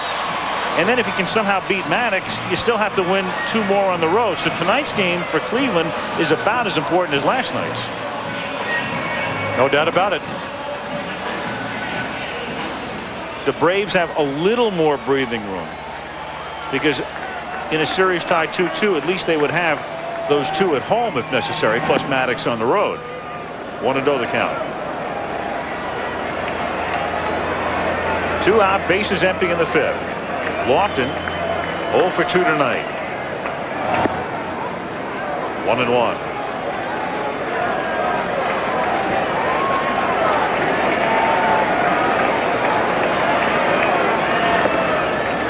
Kenny, another of those guys plucked from another roster by the Cleveland Indians, by John Hart and company. Team up with Houston. They got him in a trade. They got Vizquel in a trade. Baerga in a trade. Murray they signed as a free agent. Espinosa in a deal. Alomar in a deal. And their pitcher tonight, Ken Hill, as well. And that's grounded toward the middle. Belliard is there to field back of second and throw him out. So the error by Lemke, not costly, to the 6th. 0-0 at Jacobs Field.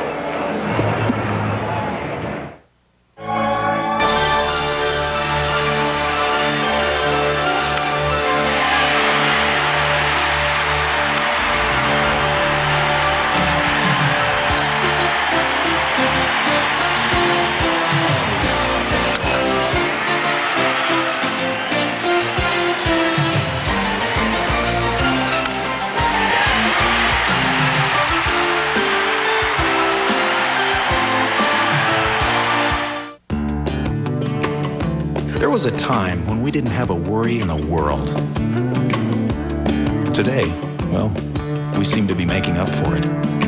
That's why you need Chevy Lumina. A car you can trust. A car so well engineered and affordable, you could have it paid off long before it needs its first tune-up.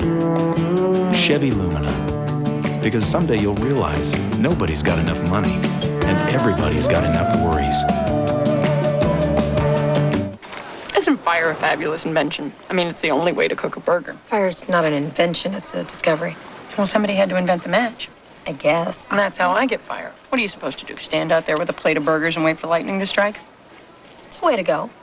The Whopper. It always tastes great because it's always flame broiled with fries and a drink for just $2.99 every day at Burger King. And without fire, there'd be no little stripes on the burger. Stripes are good. Yeah, but not horizontal. Oof, oof, oof. Not slimming, icky, no. Monday, the marshals got to catch a serial killer who's out of control. Before the body count goes up. Put the gun down, Earl. Jeff Fahey is the marshal. Monday. From the Goodyear Blimp Stars and Stripes, a look into old Cleveland Stadium. Used to be known as Municipal Stadium. Still the home of the Browns. The World Series was played there in 48 and 54 before crowds in excess of 80,000. And at the top of the screen, that's the Rock and Roll Hall of Fame. In a city where there's been a lot of rocking and rolling. And that is the Goodyear Blimp Spirit of Akron. Aaron Jenkins at the controls tonight. Patrick Henry was up there last night, but he said after that long evening, give me helium or get me out of here. So Aaron Jenkins is the guy tonight. Yeah, we had a chance on Monday night to go to the Rock and Roll Hall of Fame. You did? Oh yeah, we were rocking and rolling, Timmy and I. I was working. No, that's right, you were, weren't you? Well, we got home by 9. You were in Foxborough. That's right. Monday Night Football next week in Minneapolis against the Vikings against the Chicago Bears. Here in the 6th inning, Dave Justice fouls it off in the count 0-1. So another good game. A 1-run game Saturday in game 1. Same thing Sunday game 2. Great game last night, 4 hours 9 minutes. And another beauty building tonight in game 4. 1-1. Justice, Klesko, and Lopez.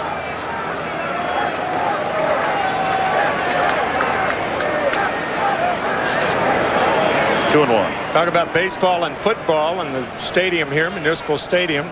How would you like to explain the game of baseball to somebody? What a weird game. The defense holds the ball at the beginning of each play, and the offense never lays a finger on it. Never quite thought of it that way.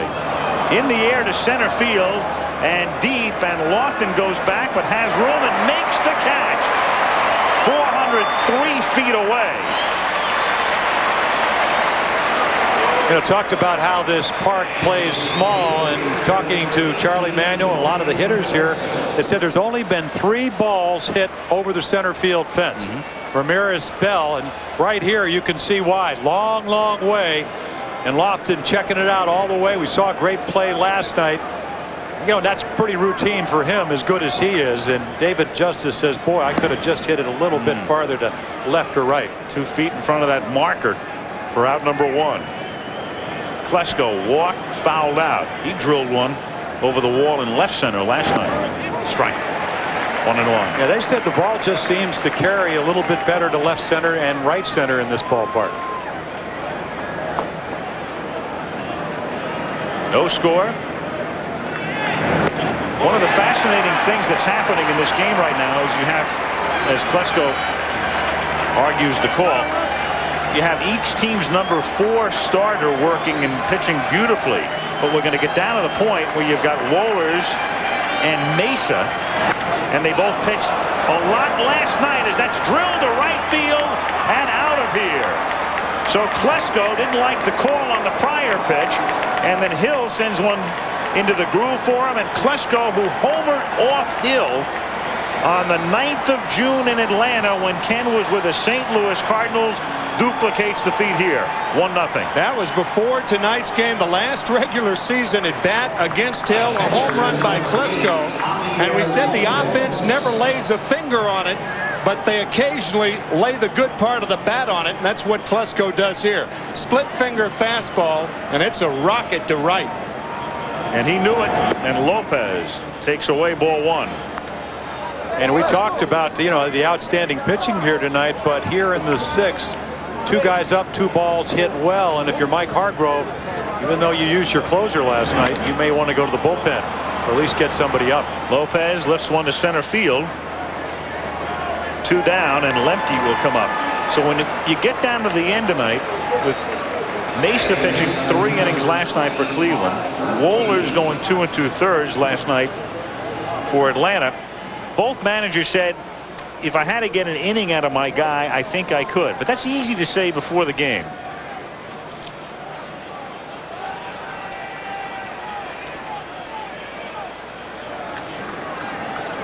Lemke takes a strike. 0-1.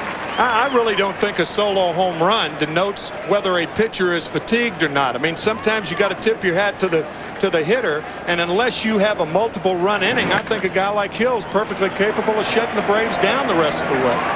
Lemke to Lofton. So Kenny with all of the putouts in the inning, but a Klesko home run makes it 1-0 Braves.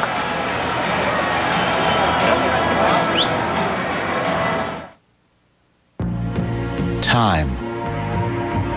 It fools you. You think you have all the time in the world, and then one morning you wake up and you're older and getting closer to retirement. But many Americans haven't saved enough to enjoy it. That's why there's Sun America. Ask your financial advisor about us today. Because it's not just your retirement, it's your future. Look to the sun. Sun America. On one side, you've got the Atlantic. On the other, the Pacific.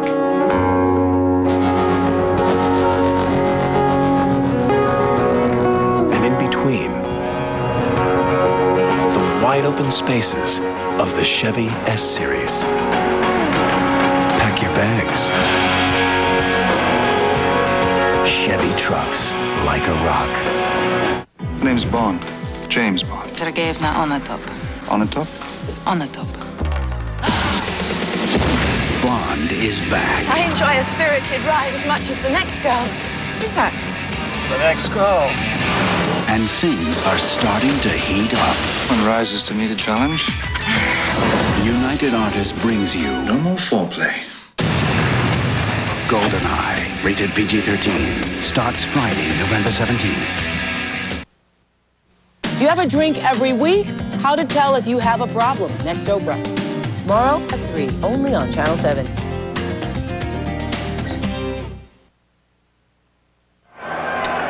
Braves Indians tomorrow night, game 4. You know, gents, baseball has a lot of problems. They're not all going to be solved with one postseason. But the games have been so good this postseason, it makes anybody who became disenchanted understand why you love the sport in the first place. That's true. Terrific games. And, you know, the irony here is that the team that bludgeoned their way through the American League, and that is the Cleveland Indians, they've been out-homered here at Jacobs Field 3-0, yet they hit one. Vizquel, the batter, leading off in the bottom of the 6th inning.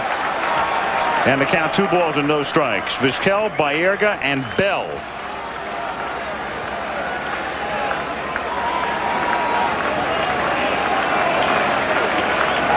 Steve Avery. Pitching a gem so far, but behind here, 3-0.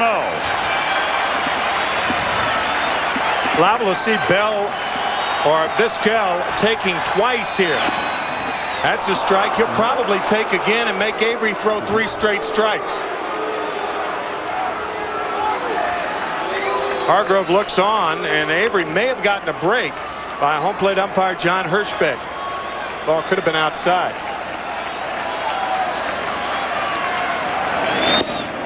Three and two. That almost appeared to be a 3-1 changeup, which I find it hard to believe that he threw. Either that or he took something off. But yeah, let's face it tonight. I think he's just trying to get the ball over the plate, Jim. And sometimes when you do that, you just don't throw it as hard. And he loses him. So Avery walks him on a full count. Tony Pena leads the cheerleading, and Baerga comes to the plate. And Bobby can only shake his head and say to Mazzoni, how in the world does he throw that pitch 3-2?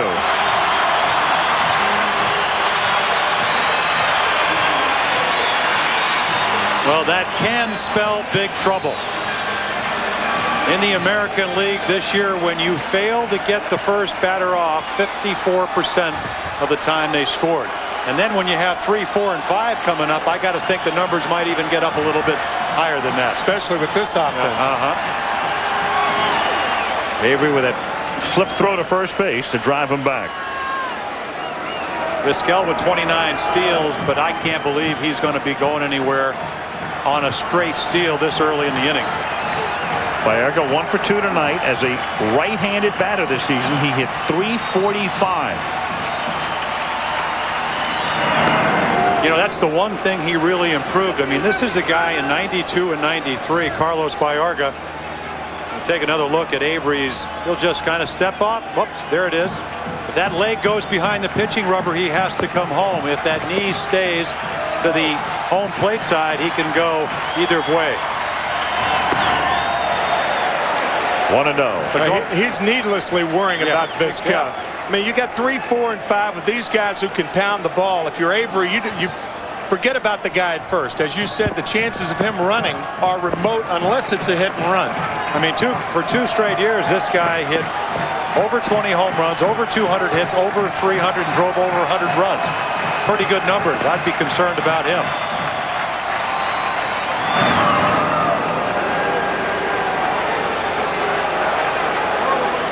I think Steve has the accent on the wrong syllable right now. He's thrown to first base 3 times. And Vizquel did have 29 stolen bases, but they were in other situations.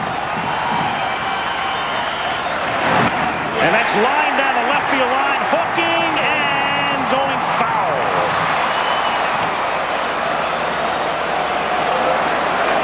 Long, loud strike, 1-1. Bobby Cox is probably thinking that right now. Don't worry about the guy at first base. Worry about the guy with the stick in his hand, because they're the ones who could beat you. This ball just fouled down the left field line. 4 feet. Yeah, that's what I call getting lucky. They don't make a good pitch, and Carlos not being able to stay back. Hooks it foul.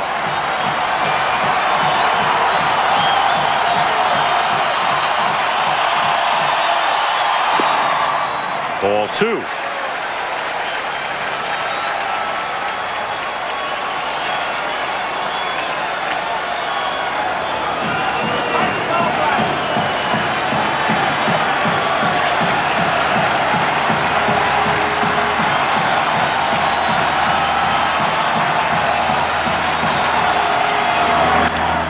And that's grounded down to Jones. To Lemke 1. Turns it over to first. Scooped out, double play.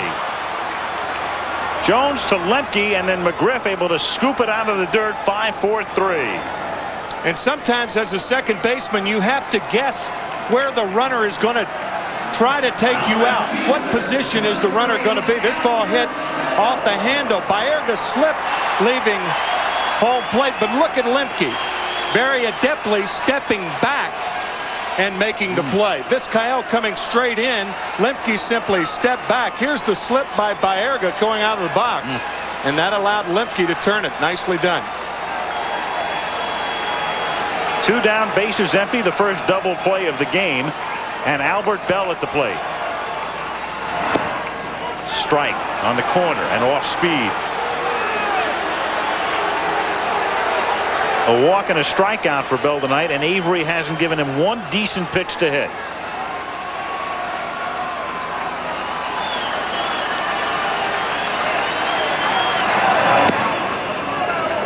Off speed away, 1-1. Now, Charlie Manuel, the hitting instructor, said, you know, we're not a very good situational hitting, except in the sense when hit pitchers get behind 2-0 and 3-1. That's how we hit 207 home runs.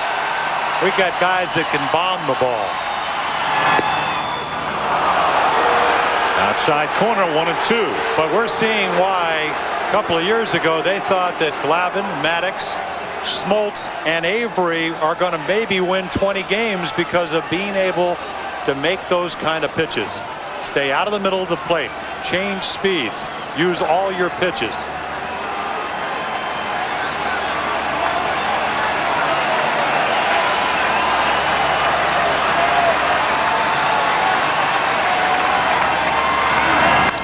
And that's hit down the right field line and deep and into the corner, and it is gone.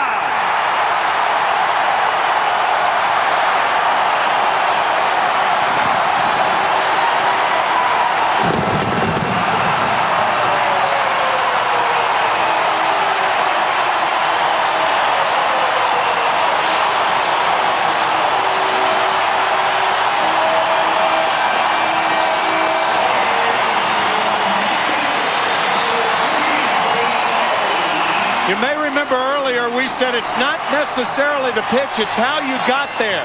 And Avery kept going away, away, away, and that's what Belle does with it. He goes away, taking it the other way. We have a tie ball game. Now Murray. When you can hit a ball like that, I mean, that's all you need to know about how strong Belle is. Yeah, you wonder if he would have been able to hit that ball with authority if he hadn't moved up on the plate.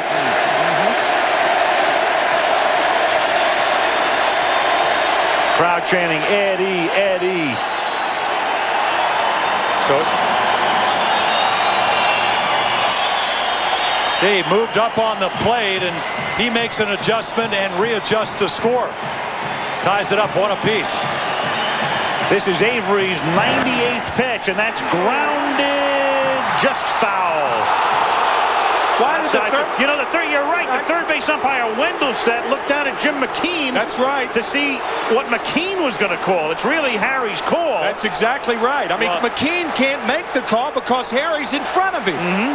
I mean, what's going on? Watch Harry Wendelstedt. It's his call all the way. That ball's a fair ball. Sure. Harry, watch him look at Jim McKean. Well, Jim McKean's behind him, and once he calls it foul, Harry calls it foul. It is where the ball crosses the bag on that play. It's not where it lands. That's right. It's where the ball is in the air as it crosses third base. I'll tell you, Mike Hargrove has got the argument because he saw the reaction of Harry Wendelstedt.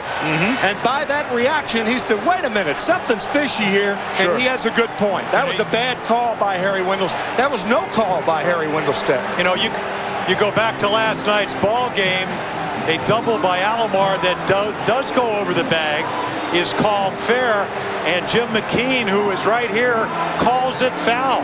How can he see the play with Wendelstedt in front of him? Yeah, that whole play it's simple. It's the third base umpire saying, okay, the ball is either over the base when it passes it, or it's in foul ground. As simple as that. The left field umpire has nothing to do with that play. Wacky. You know, the crazy thing is, a lot of people say, as they do with the NFL, why don't they put the best officials in postseason? Well, I've got to tell you, the two guys who've made calls in this series that are very dubious, Wendelstedt here and Fleming the other night, are as good as they get. That's right. I mean, Harry Wendelstedt and Bruce Fleming are great umpires. Normally.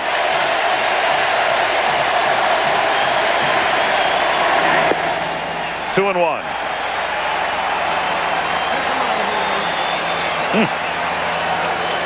It's almost like Harry's looking down to see if that ball bounced. I don't like playing on hard tree and true in tennis. Can I see the spot where? Show me the mark. Yeah, but the mark means nothing. The mark is in oxygen. Well, if he were at Wimbledon, he would have had a complaint from McEnroe, I'll tell you that. You ready, Eddie? If he had been anywhere, he would have got a complaint from McEnroe. 100 pitches for Avery. Off speed, half swing, no. Ball three. Frank Pulley, the first base umpire.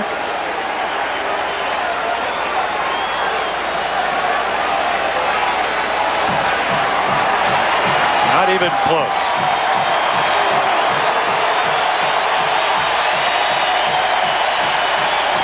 Two out, base is empty. And the 3-2 pitch coming up to Eddie Murray. Ball four. So Eddie probably should have had a double. Winds up with half of it. 2-out walk, and Ramirez comes up. Half a double's better than none. That's right. You know, you bet it any time of the night too. You mentioned last inning, Timmy, that you know, you don't take a guy out because of some long fly balls, but if you're Bobby Cox and you get a pitcher that stops throwing strikes, then you got to get somebody up. Yeah, especially third time through the lineup, and you have a left-handed pitcher that is zeroed in on the outside corner to right-handers to where they're looking for it so much that it ceases to be outside on the outside corner anymore. You have all the right-handers going out over the plate like Belle did to hit the home run. Now Brad Klontz, who pitched in relief last night, starts to throw in the Atlanta bullpen. Funny thing about the Braves, we talked about Wohlers, 2 2/3. They're short man, so can he pitch tonight? And if he can, it will be very briefly. There's some question about Alejandro Pena and his arm right now, and back as well. Merker pitched a lot last night. McMichael was also on in relief last night. Things are going to get pretty fascinating here. Ramirez, low for a ball, 1-0.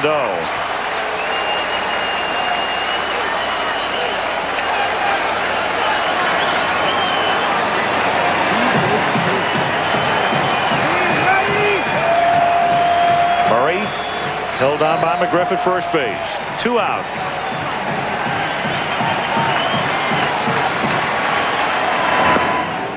Inside.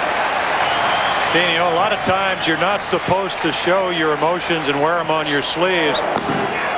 Pedro Babor, the left-hander, and Brad Klontz, the right-hander, but Avery putting his head down because he's lost control of the strike zone.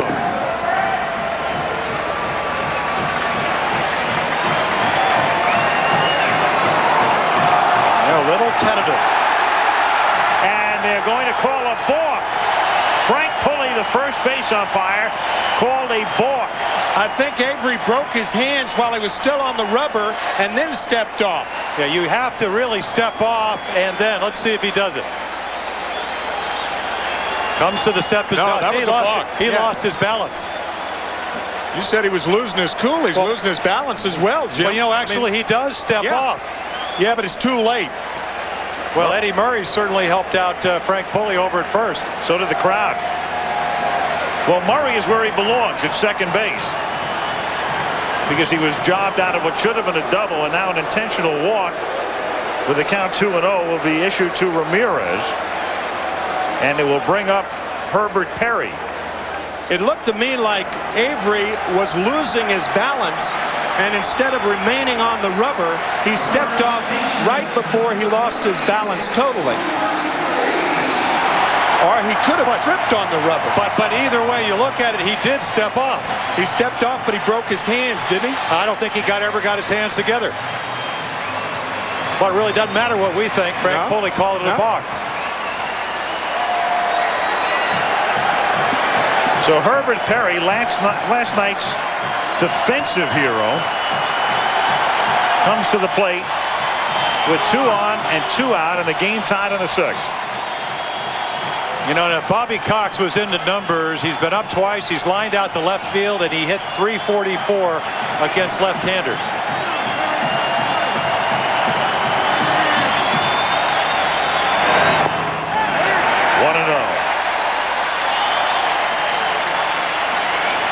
So you think you'd bring in Klontz right here? Well, I'll tell you what, Klontz had some fabulous numbers against right-handed pitching. I don't think Klontz would be facing a right-hander. However, if you bring the right-hander in, you're going to pinch hit Sorrento.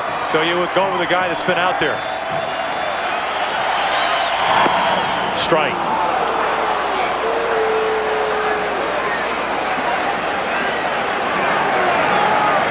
A lot made last night about Hargrove leaving Nagy in because he was in the 80s. Mike said he had a lot left. With Cox leaving Avery in here, Avery has now thrown 107 pitches tonight, and this will be his 26th pitch of the inning. Foul back, 1-2. Seems to me that this is a better matchup, Avery against Perry, than Klontz against Sorrento. I mean, left-handed hitters hit .344 against Brad Klontz this year.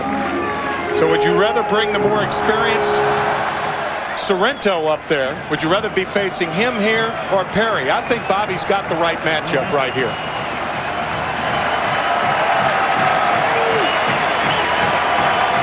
New set of signs, says Steve Avery. 1 ball, 2 strikes the count. And he got him down and in to end the inning. But the homer by Belle ties it 1-1 through 6. And back we come after this from our ABC stations. Tonight on Nightline. In April, it was the sport fans loved to hate. Now that it's October, is it okay to like baseball again? On Nightline tonight. If you've been dreaming of a new Toyota, Wake up! it's the Toyota Dream Clearance. Now's the time to get the Camry, Corolla, or Tercel you want. Every 95 Toyota has to go because the 96s are on the way. There's still a huge selection of 95 to choose from. So we've got special low financing, factory-to-dealer incentives, and incredible year-end leases. Hurry down to the Toyota Dream Clearance, because if you snooze, you lose. I'm sold on you.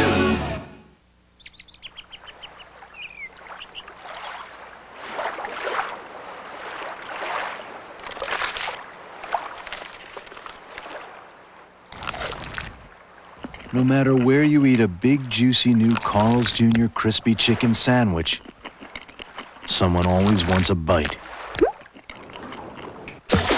Whoa! If it doesn't get all over the place, it doesn't belong in your face. Hello, I'm your Pacific Bell spokesperson, and I just wanted to ask, is your phone working? Yes. Perhaps I should just check. Is it okay if I and a small film crew come in? Come in. Thank you.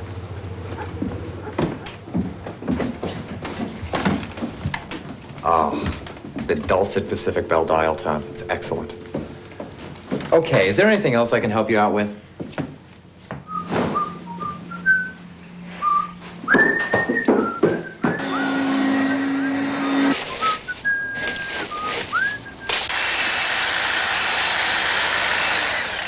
For perfect hedges every time, there's only one telecommunications company you can trust.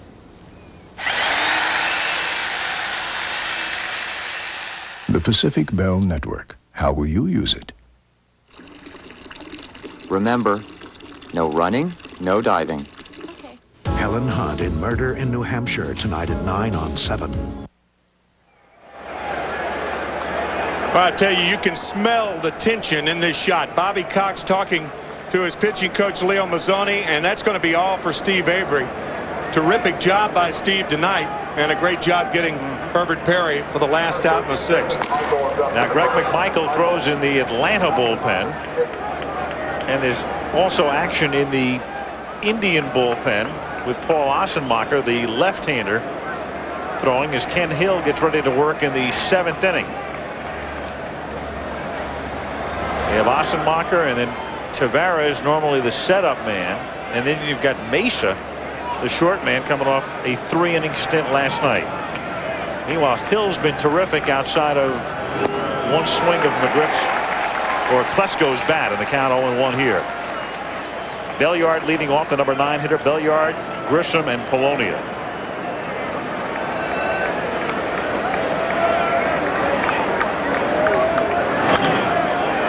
Foul back, 0-2. 1 run, 5 hits, and 1 error for the Braves. The Klesko homer accounting for the scoring. 1 run, 3 hits. No errors for the Indians. The Albert Belle home run accounting for all Cleveland scoring.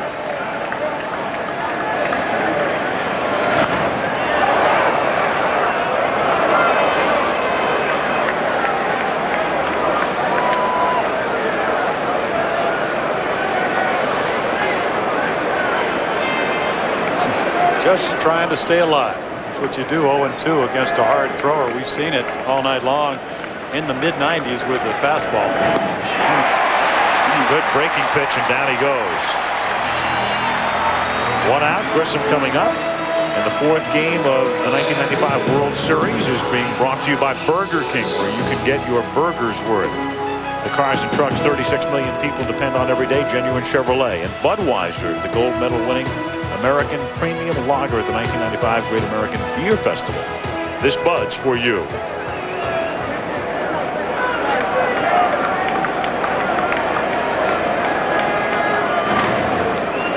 Grissom at the plate.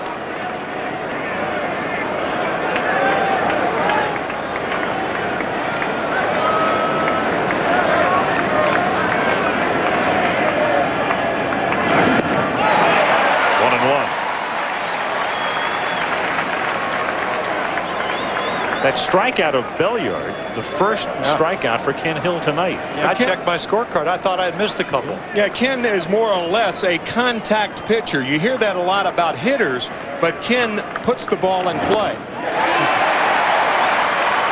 1-2. We charted him on that last pitch at 90.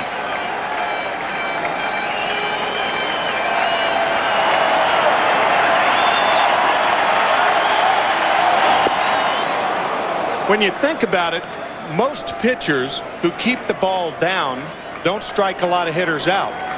They entice a ground ball. They entice contact. So the more a pitcher keeps the ball down, the more a hitter, generally speaking, puts it in play. Strikeout pitchers, as Jim Palmer was, high fastball pitchers.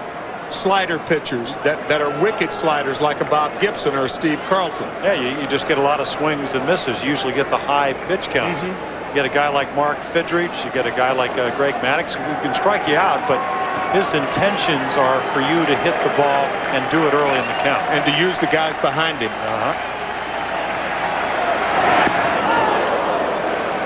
3-2.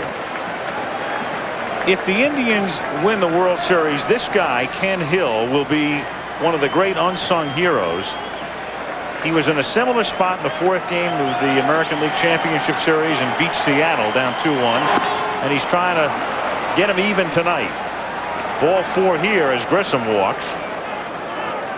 And Polonia comes to the plate. Yeah, he didn't want to do that.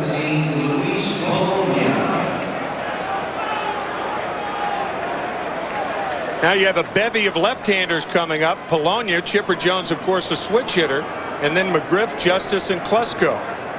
What goes back to what Mike Hargrove was second-guessed a little bit about last night is when do you go to your bullpen? Right.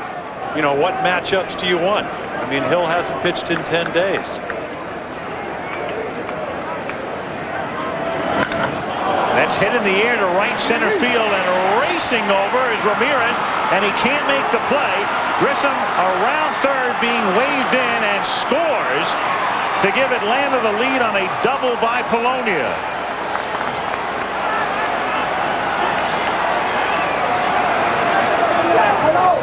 Certainly an erstwhile query on your part, James. Well, you know, and again, it's not a second guess. No, it's not at all. You said it before it happened. I mean, you know, if you're going to bring in Assenmacher, why not bring him in to face Polonia and make Bobby Cox make a move, because you're going to take him out right now anyway.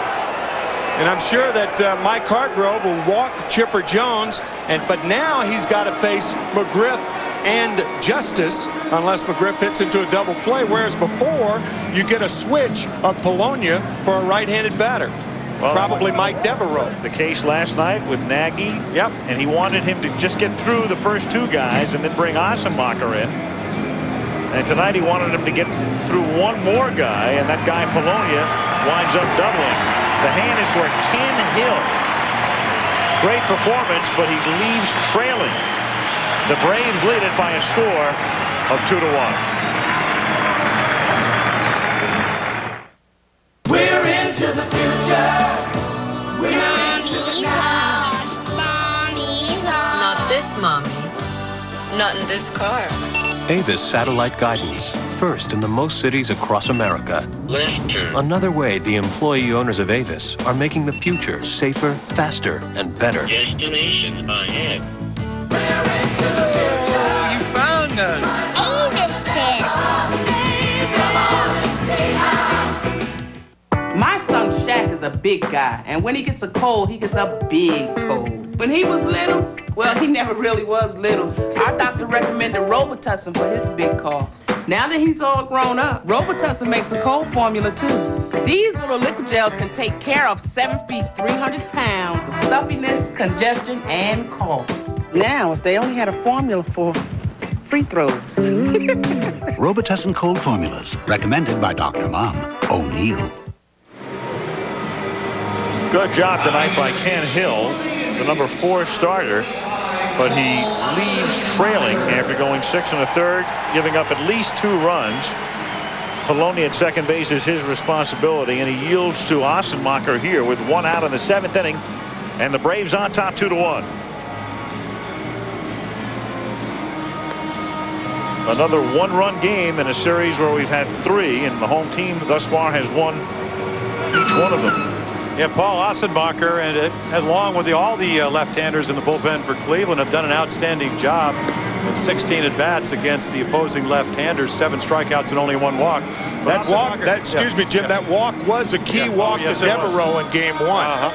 And that's the point I was going to make, is that very effective against left-handed hittings, even though Jones will in this turn around and be a right-handed batter. But the one thing that Paul's had trouble doing lately, Tim, is getting the curveball over and therefore falling behind a lot of the hitters. I don't think he'd be facing Jones, however.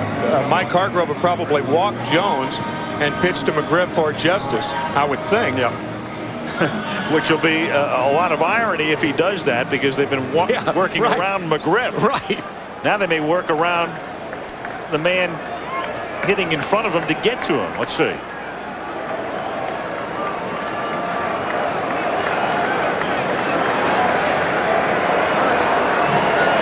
Poloni at second base, and 1 out.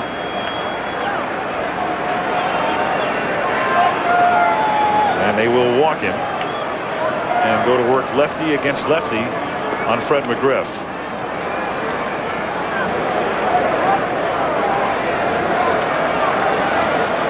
Poloni dancing off second.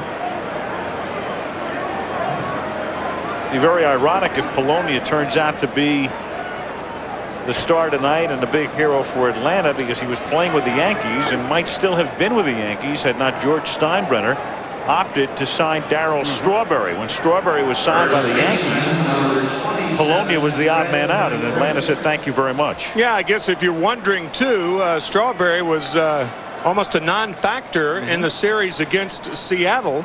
Luis Poloni much better prepared to play than Darryl was. You wonder if he would have been in the mix with the Yankees playing the Mariners. Now McGriff takes a strike in the count 1-1. Lefties out of the Cleveland pen have been terrific in postseason. Ossenmacher, Embry, and Poole collectively, when facing left-handed batters, 0 for 16 are the hitters with 7 strikeouts.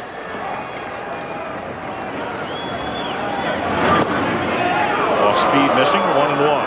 When you talk so much about matchups, whether you're talking about the NBA, but here in the big leagues, this is what you want. Even though McGriff can hit left-handers, Ossenmacher's strength 177 lefties hit. So if you're going to have a chance to win tonight, he's got to do the job.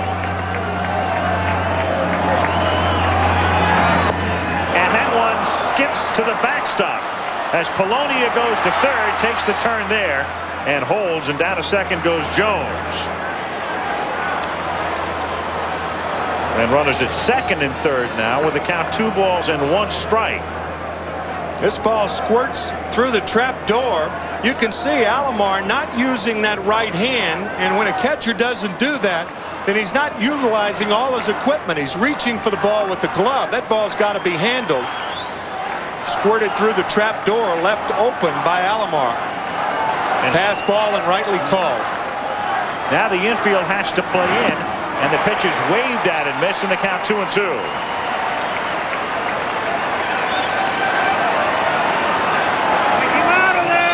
Poloni the runner at third.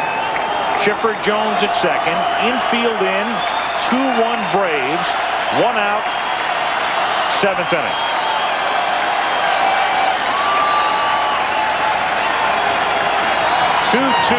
Got him swinging.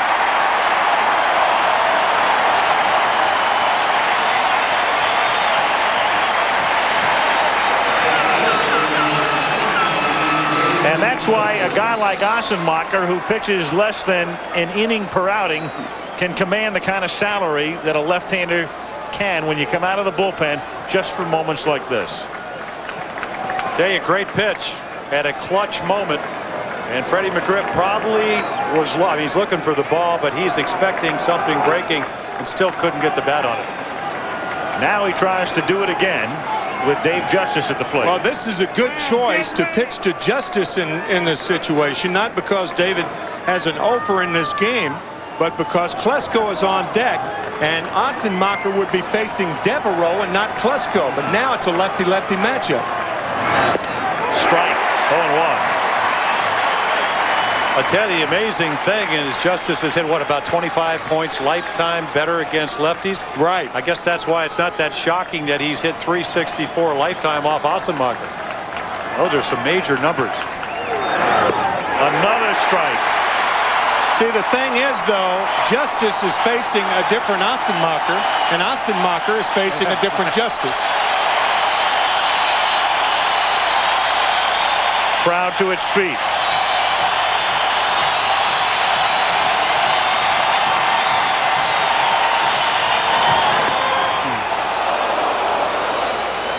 Not every pitch is designed to get hitters out. That was a show-me fastball for the breaking ball that's coming next.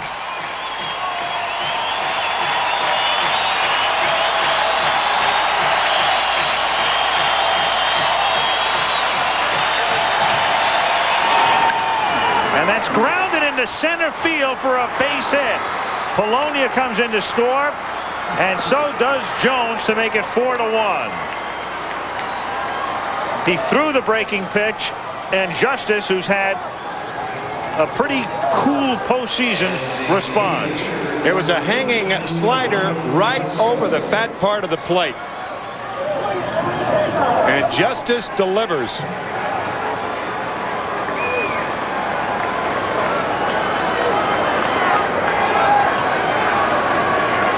So 2 runs score, 3 in the inning, and it's 4-1. And the crowd has been stilled as Klesko comes up and fouls it away. Klesko started the scoring in the 6th inning tonight. And there was no doubt as he hits his 2nd in 2 nights. And this matchup right now, lefty against lefty, only because Justice got the hit to drive into. Had Hargrove walked Justice, then you get Devereaux to pinch hit for Klesko in all probability. Now Bobby Cox leaving Klesko in there in case the Indians come back and tie it later. Klesko will hit against the right-handers. Justice goes, and that's popped foul off to the right and back out of play. 0-2. Yeah, that was, as you mentioned, not a very good pitch with a 1-2 count, first base open. A real hanger, wasn't it? Yeah, veteran lefty is going to make.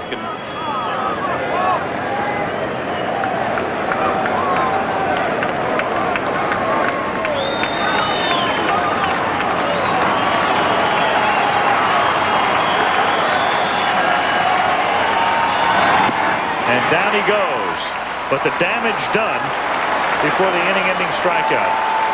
The Braves get 3 and lead 4-1 in Game 4. Here comes one.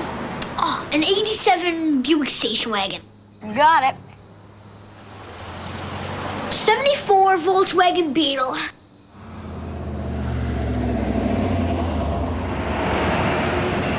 A 285 horsepower V8 6-speed 1996 Chevy Camaro Z28. Yeah. But what color?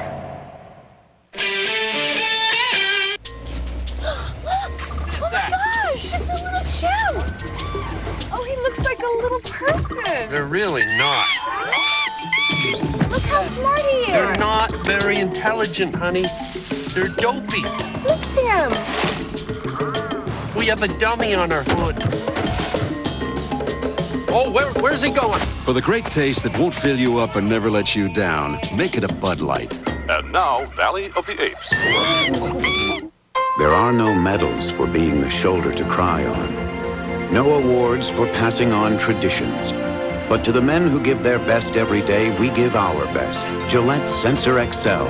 Spring-mounted twin blades that adjust to your face, and soft, flexible microfins that set up your beard, and Gillette Series shaving gel for incredible smoothness. Sensor XL for the closest, most comfortable shave ever. Gillette, the best a man can get. For cars that can benefit from higher octane, Texaco Clean System 3, Power Plus, and Power Premium gasolines are formulated to clean your engine's intake valves, fuel injectors, and combustion chambers while you're driving. For smooth starts and sure acceleration. Just give us 5 tanks. And you may feel like you've left your old car behind. Oh, add more life to your car. Take it to the star. Sunday. It's football like you've never seen it before. Willis, Wayans, The Last Boy Scout, Sunday on ABC, parental discretion advised. Paul Ossenmacher giving up that 2-run single to Dave Justice. And now for the Braves defensively, Mike Devereaux comes in to play left field. Greg McMichael comes in to pitch. Avery pitching extremely well tonight. And Jim Tomei will hit for Alvaro Espinoza as we start the bottom of the 7th inning. Tomei, Alomar, and Lofton with the Braves on top 4-1.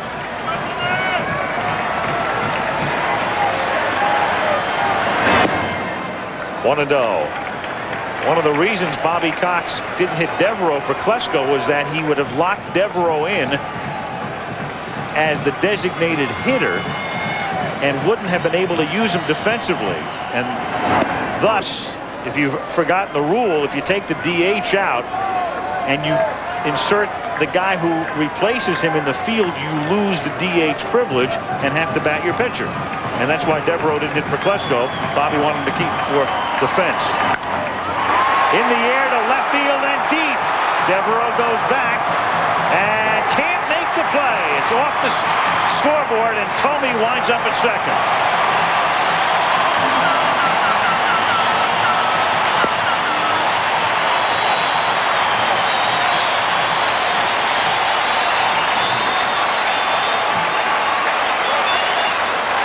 I'll tell you, this is why they like Tomei. That's why he's so tough to pitch. 25 dingers, 22 of those against right-handed pitching. And Devereaux, who was a 6'10" high jumper in high school in Wyoming, back as far as he can go and unable to get it as it goes off the wall.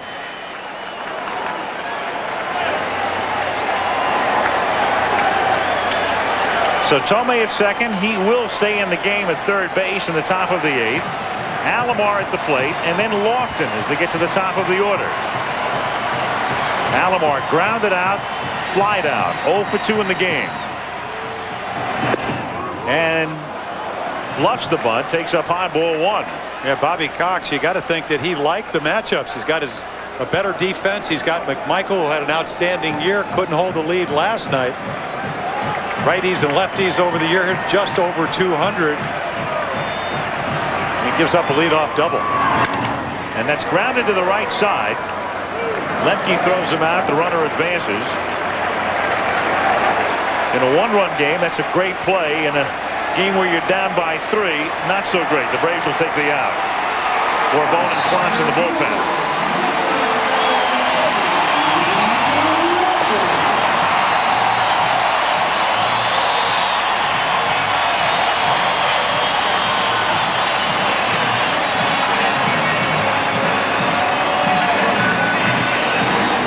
Lofton 0 for 3 tonight. The Braves can afford to play back at short and second. They'll be up at first and third only because of Lofton's speed. And he grounds that one into the glove of McGriff, and because he is playing even with a bag, he's able to hold Tomei at third. 2 down. Most of the time, speed is a tremendous asset offensively. But Lofton got burned because of his speed there. If Lofton couldn't run, McGriff would be back in the position the run scores. But because he can run, McGriff had to pinch in at first. And he looked Tomey back at third, and Lofton's an easy out. Now Vizquel. Strike. 0-1. You know, it's funny, we talked about situational hitting, and Lofton, of course, having a great series, just jumps on the first pitch, well-intentioned, but a grounder to second or third. This ball game is 4-2.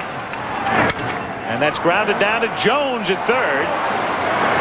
And they get out of the inning without the Indians cutting into the lead. Atlanta by 3. This isn't about why your business has to communicate better or when the time is ripe to put all the new technology to work. We're past that stage. This is about putting laptops on desks and pages in pockets. It's about email and the internet. It's about a person who puts it all together and a company that can give you the hardware and software for free. This isn't about blue sky or sci-fi or by the by. This is about now, about how. Network MCI, that's how.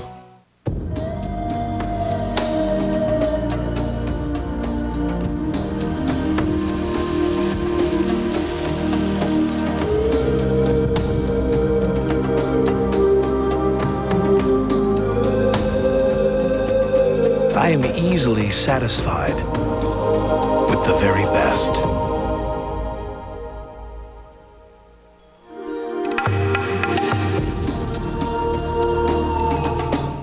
Centrum, it's more complete, a more advanced multivitamin. Centrum's commitment to ongoing research assures you the best nutritional support. If a vitamin's in the news, it's in my Centrum. Like they say, from A to Zinc. Centrum makes a science of being more complete. Let's face it, fire's the only way to cook a burger. It's true. Like you're stranded on a desert island. What do you want with you, a frying pan or a hibachi? You gotta go hibachi. It's no contest. The great tasting flame broiled Whopper, just $2.99 with fries and a drink at Burger King.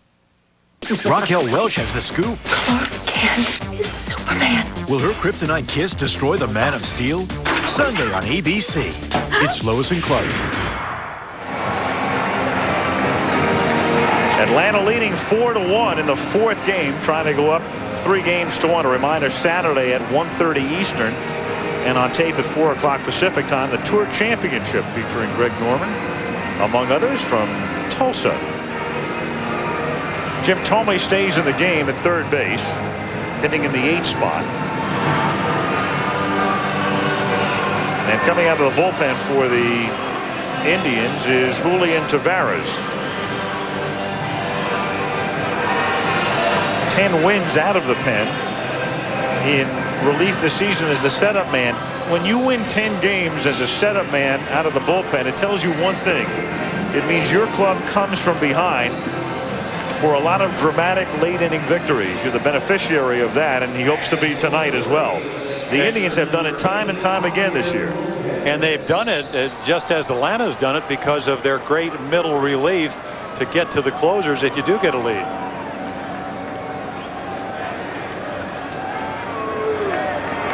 Austin Mark looks on as Taveras gets ready to face Lopez leading off in the 8th inning. Lopez, Lemke, and Belliard, the bottom 3 in the order. Inside ball 1. Boy, as noisy as this place can get, it can get on the other side of the spectrum, as it is right now, as quiet as I've ever heard it. Almost eerie how quiet it is. It's only because you're a superior analyst could you come up with something like that. I'm not touching it. You're not going to say it. I have to say it for you.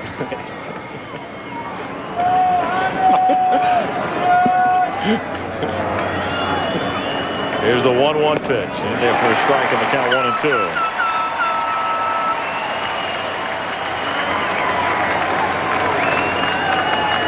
Alan Embry in the Cleveland pen.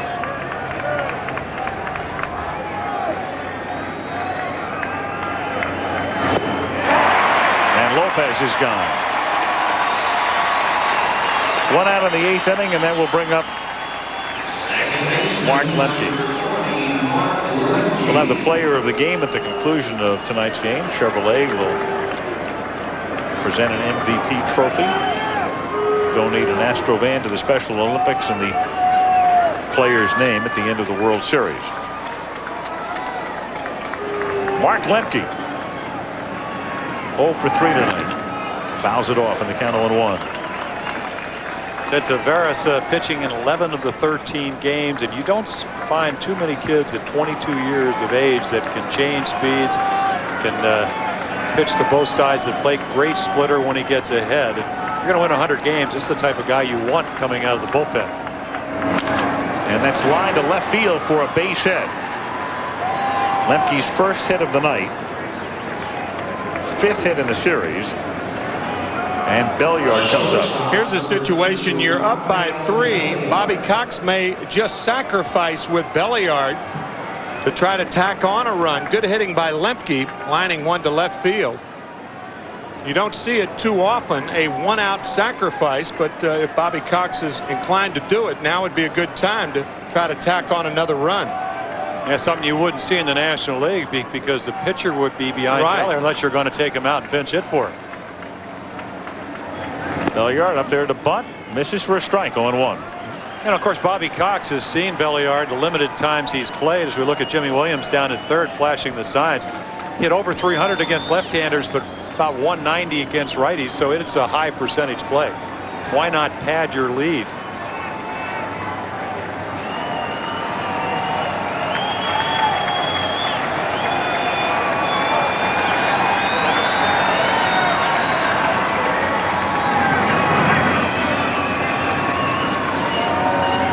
Stepping off.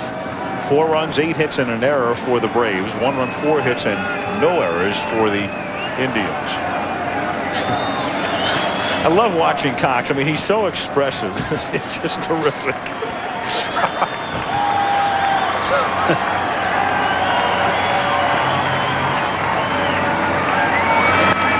And that's bunted.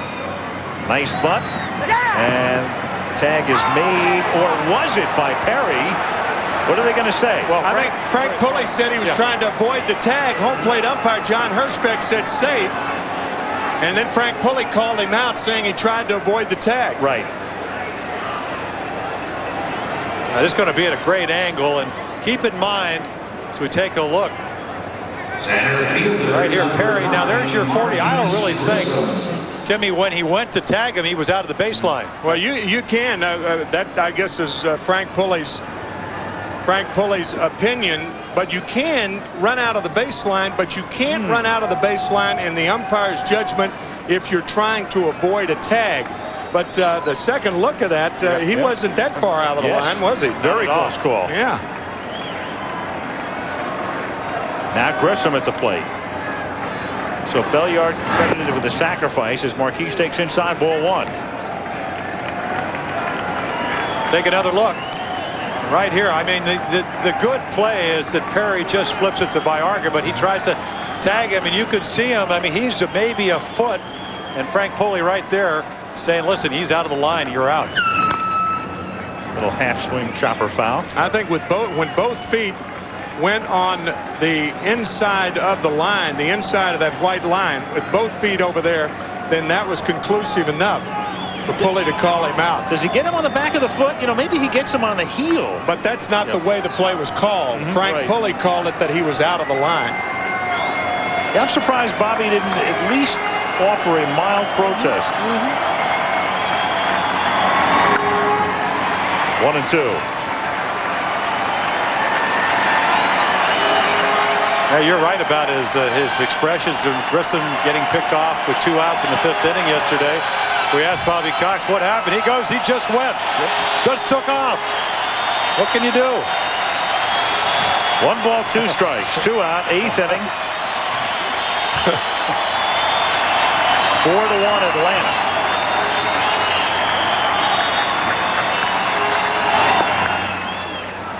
Two and 2 on Grissom. This crowd realizing what an important run it is on second base because they've seen this team come from behind too many times this year.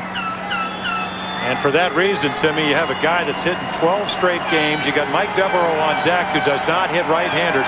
I mean, I don't know what Tavares is going to do, but you got to be very careful here. Make your pitch or don't make it at all. And he waves at it and grounds it toward third. Tomei charges but has no play. Grissom has too much speed, so he holds on to it. And down to third goes Lemke. Runners at first and third now, and Mike Devereaux comes up. Grissom has 3 hits tonight. Well, in my opinion, this is a great play. I mean, it's a great pitch, good slider, not hit particularly hard. Tomei knows if he tries to make the play and throws it away, they may add an insurance run. You can see him taking a little bit of an angle right there. He fakes the throw and hopes that Lemke down at second comes around and maybe thinks about scoring. And it's the same thing. It's almost like you pitched around Grissom. Devereaux now, 2 on, 2 out, outside, ball 1.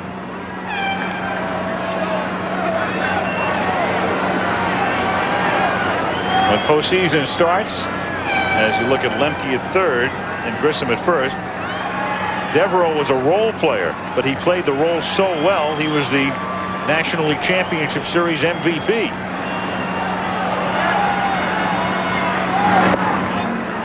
Two and oh.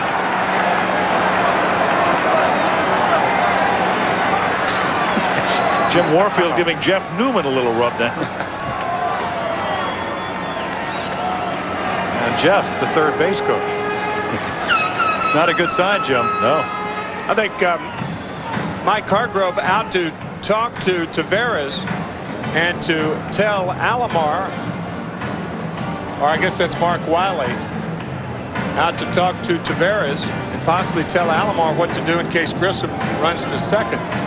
But it looks like usually if a pitching coach goes right to the pitcher, he's talking about something about his mechanics, which I'll tell you, I've never been a big fan of that. I think once the game begins, you work on from the neck up. You don't work on the arm. You don't work on the mechanics of a pitcher or a hitter in a hitting coach's capacity. I think you do that in the games, you know, like before the game and spring training, things like that.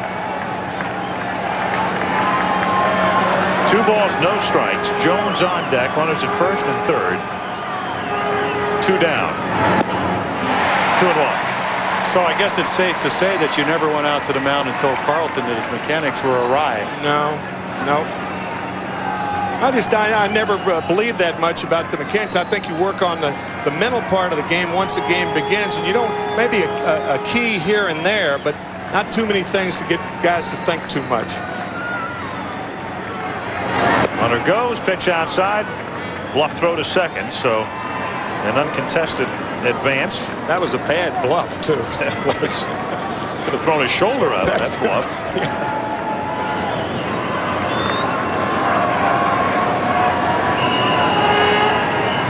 That bluff was so bad, if that were a card game, I'd have called. I'd have raised.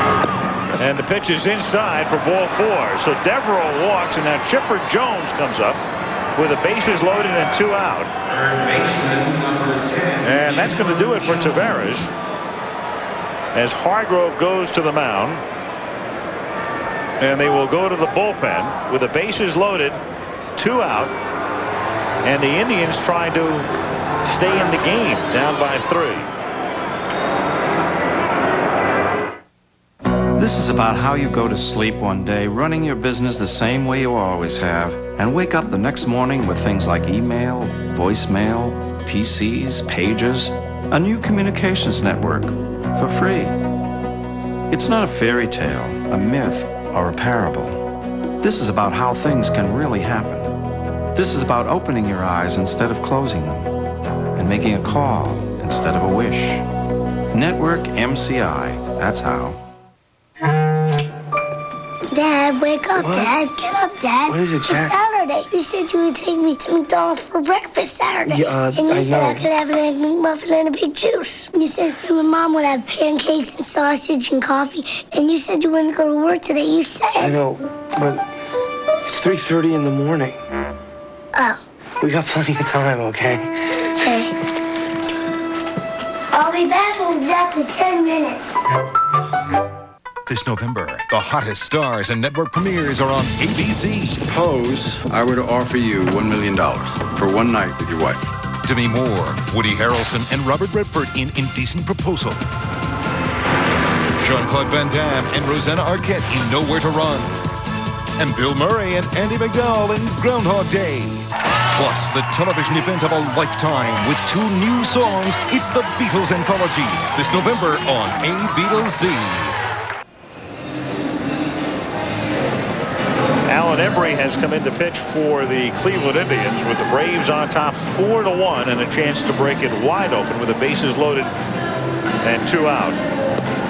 College football, that's the lineup on ABC this Saturday. Regional action featuring Nebraska against Colorado, Florida against Georgia, USC versus Washington, Minnesota, Michigan. Check your local listings.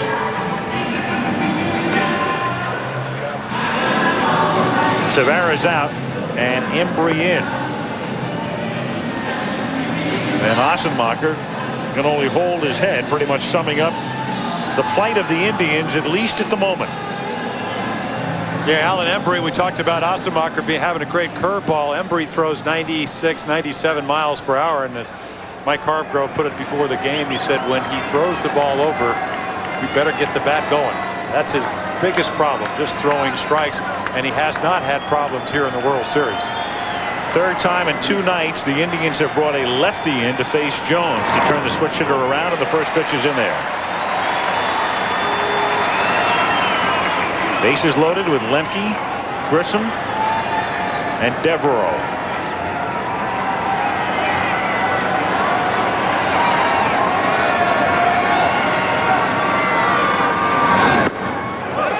One and one. You talk about a left arm that has been reborn. Alan Embry. Yeah, medial collateral ligament transplant in 1993, and a lot of people didn't know if he would ever pitch with the effectiveness or the velocity that he had. But he is something. Went down to the Arizona Fall League last year, worked on his slider. He's got starter stuff. I mean, you just don't find too many left-handers or right-handers with this kind of velocity and movement.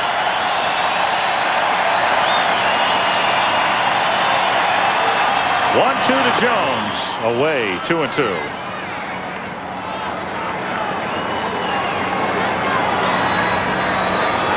When the Indians bat in the bottom of the 8th, 3, 4, and 5, it's Baerga, Belle, and Murray. Embry trying to keep Cleveland in the game. 4-1 in the 8th. Still 2-2.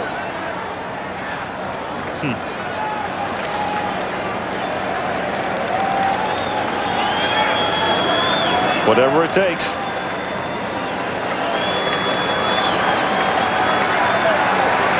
Rally bubble. Well, they need an out bubble here. And that's in the air to right center field. And Embry will keep him in the game as Ramirez makes the catch. Atlanta leaves the bases loaded. 4-1 in the middle of the 8th.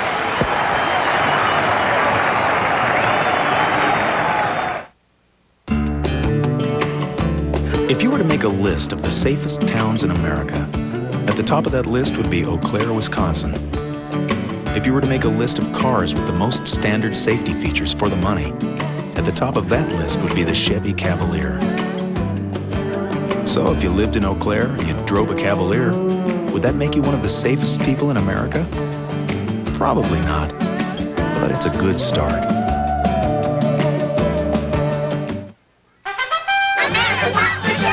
Be sure to get your shot with a Canon Sure Shot, like the new Sure Shot Z70W. Quite a chic little zoom.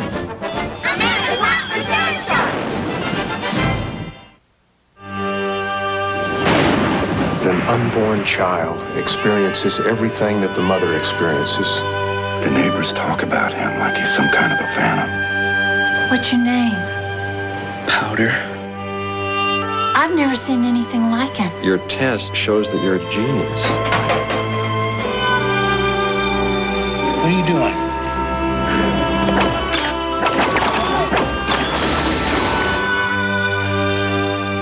He lays his hand on the deer while it's still shaking, and then he touches me at the same time. It's like I could feel that animal dying. Everything we know about science, about the makeup of the human body, what happened in that classroom is impossible. Do you think I'm ugly? think you're the most beautiful face I've ever seen. Powder, rated PG-13. Starts Friday, October 27th. The Braun Oral-B Plaque Remover has a unique cup-shaped brush head that removes plaque more effectively than a manual toothbrush. Leaving your teeth so clean, you can feel it. The Braun Oral-B Plaque Remover cleans better than a manual toothbrush. At 11, a new fat substitute may do your body more harm than good. Plus, what you need to know before buying your next minivan on Eyewitness News at 11, only on Channel 7.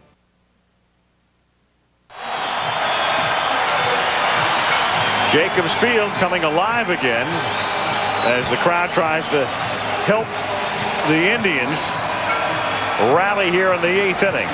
Stars and Stripes, the Goodyear blimp, still hovering in the late October northern Ohio skies. It's a beautiful night. Temperature still in the 50s as Carlos Baerga leads off in the bottom of the 8th inning. 4-1 Atlanta.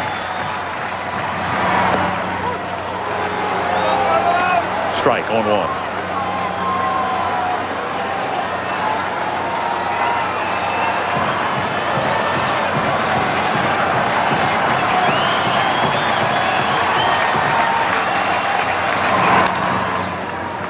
Funny how in this postseason the old adages apply that good pitching stops good hitting. And in particular for the Indians, walks will kill you. The other night, Hershiser, and that was the difference in that game, 3-2. Oral will pitch tomorrow. And the walk tonight. In the 7th inning, the walk to Grissom with 1 out was the launching pad. That's grounded down to McGriff. And Freddie will do it himself. 1 away. You know, I was talking to Charlie Manuel, the hitting instructor with the Indians, and the amazing thing is that he released Greg McMichael when he played for him at Colorado Springs. So here's a guy that was almost out of baseball, had to go back to A-ball, and last year was the closer for 21 saves. And here he is trying to get him to their closer, maybe tonight, Mark Wohlers. And Wohlers, who had a busy night last night, 2 2/3, his longest stint of the season by far, throwing in the pen. And I asked Charlie, I said, well, you know what, tell me about McNichol now and then. He said a changeup that made him a major league pitcher. 1-0. Well, Al talked about the good pitching stopping good hitting. You notice how the pitchers have stopped the Indians hitting so far. With the exception of Wohlers and John Smoltz, most of them have done it with good control and off-speed stuff. You're not going to overpower Cleveland's hitters. They're too strong. A lot of American League teams found that out this year. And Bobby Cox really knows the art of pitching, along with his pitching coach, Leo Mazzoni. And what gets hitters out? It's not always velocity. Certainly it would be in Mark Wohlers' case. You look at the others, not so. Little squibber. Changeup. Yep, there it is. Changeup. McMichael throws him out, 2 down. And you go back to Steve Avery's performance when he did not locate his fastball. The balls were hit hard, but as the game progressed, used his curveball, used the location, and got a bunch of outs and pitched a marvelous game. Changeup. Back to McMichael. All these Indian hitters geared for the fastball, and with the exception of John Smoltz, I mean, it would stand to reason that the Indians would hit Smoltz better than any of the other Atlanta pitchers, because he's the guy who has to go power against power. And they did last night. Right. Strike, 0-1.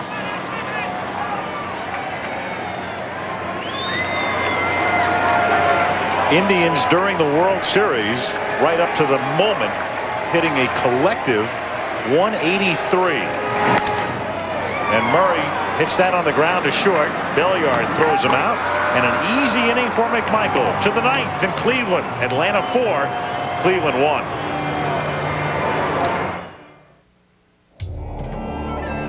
Time marches on.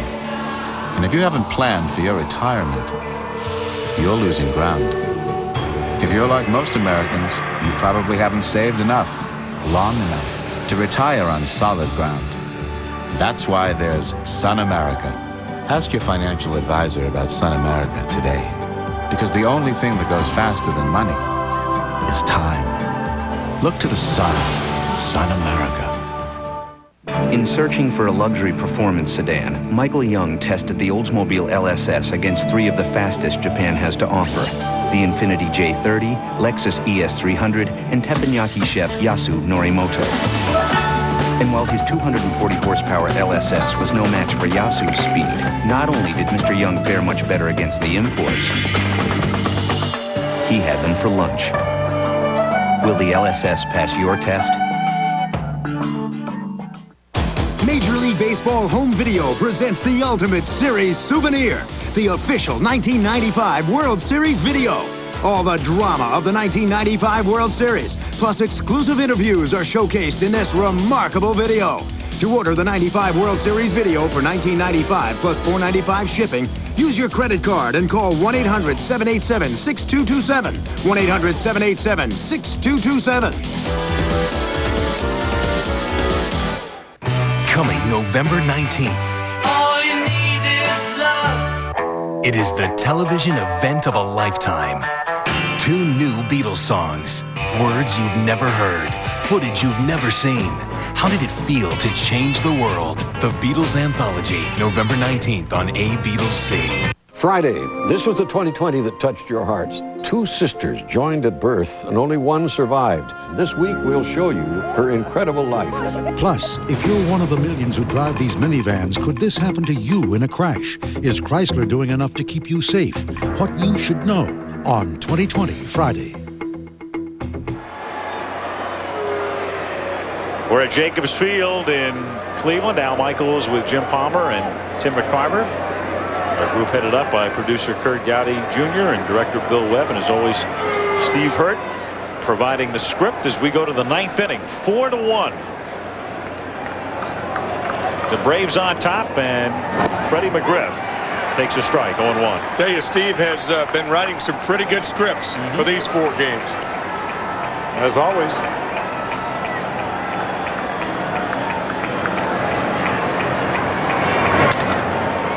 In the air to left field, and Belle with a long way to go and can't get there, and it's chased down by Tomei as McGriff winds up at second with a double. So a looping double to left field right down the line for a guy who pulls the ball. So Belle with a long way to run, and for Freddie McGriff, his first hit of the night. Albert Belle playing McGriff so deeply that he had too far to run to make the play.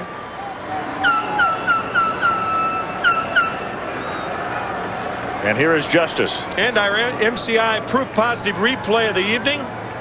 David Justice driving in 2 runs on a hanging breaking ball for Paul Ossenmacher's last time up. And remember, David stranded 4 runners on base his first 2 times up tonight, but not then. He said, "Thou shalt not pass," and roped one up the middle. Turned a 2-1 game into a 4-1 game. 1-0. I love that term, roped. You know, it's one of those terms when I first broke in, I'd say Tony Oliva, boy, does he hit ropes. Hemp. Another name the players use for line drives. Popped up. Playable. Tomei puts it away. 1 away. So McGriff at second, 1 down, and Mike Mordecai emerges from the dugout.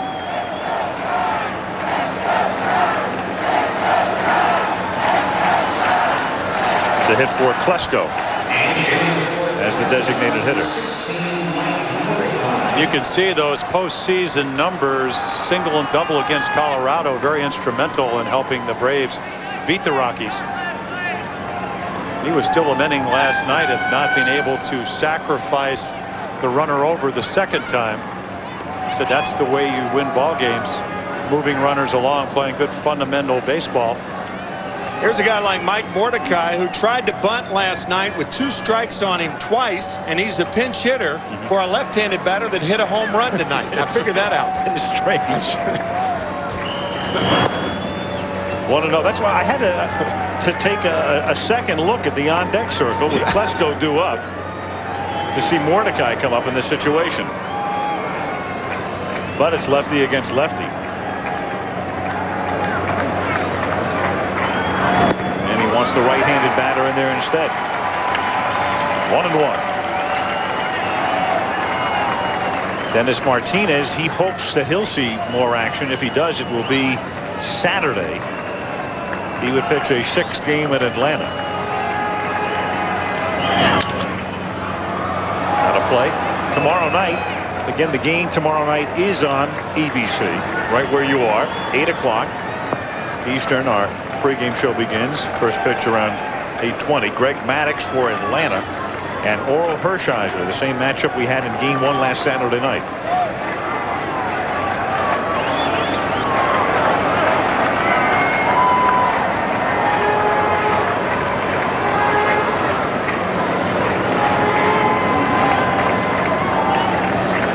Crowd and the bench pensive. Still 1-2. Alan Embry, the pitcher for the Indians, finally at a place where he doesn't have to worry about tickets. I know this is Cleveland. You'd think he lives there. Well, he's from the Seattle area, and when Cleveland played Seattle out there, ticket request. His wife is from the Atlanta area, so when they were in Atlanta, ticket request down there. So he's finally playing in his home ballpark and not as many ticket requests. For those of you sitting at home, players do pay for their tickets in the World Series. Do they ever? Foul back. A lot of the people you've been giving tickets to think they don't have to pay for them. No, in the old days. I mean, you know, I think one of the problems with Baltimore is we kept getting in there, and then, you know, the first year we got 8 boxes and 20 upper decked, and the next year was 6 boxes. The third year was 4 boxes, and the ticket prices kept going up. You wanted a suite because it would cost you less money because they thought you were getting them for nothing. And knowing you, I'm surprised you didn't ask for a trade. Oh, yes. But of course, you're right. Here's the 1-2 pitch, and that's lined to left field and right into the glove of Belle for the out. 2 down. What do you mean, knowing me? Yeah. It's a sneaky way for you to get your friends to whip out.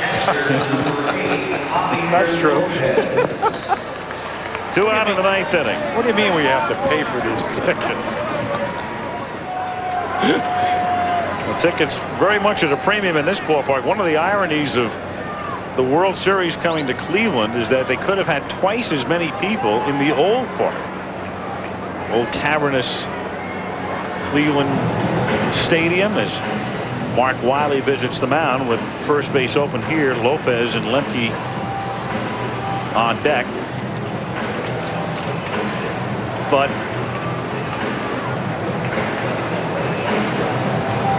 I think the good folks in Cleveland will much prefer Jacobs Field in the long run to old Cleveland Stadium. Tonight's World Series game is being brought to you by United Artists Goldeneye. Bond is back this fall. Texaco Clean System 3 gasolines. And Network MCI, how to get modern communications technology working for your business. When the Indians bat in the bottom of the 9th inning, Ramirez, Perry, and Tomei. 6, 7, and 8. Embry's first pitch inside, ball 1 to Lopez.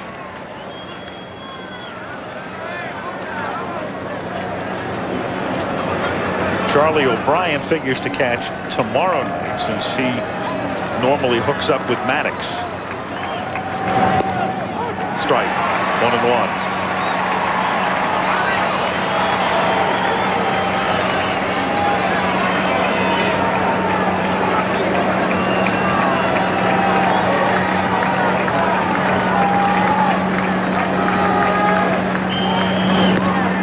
Late swing, 1-2. Ted Turner, Jane Fonda, just relaxing.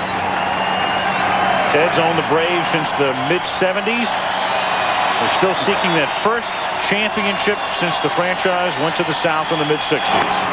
And that's hit down the left field line, and that will drive in another run as Belle will track it down in the corner. McGriff comes in to score. Lopez has a double, and that makes the score 5-1.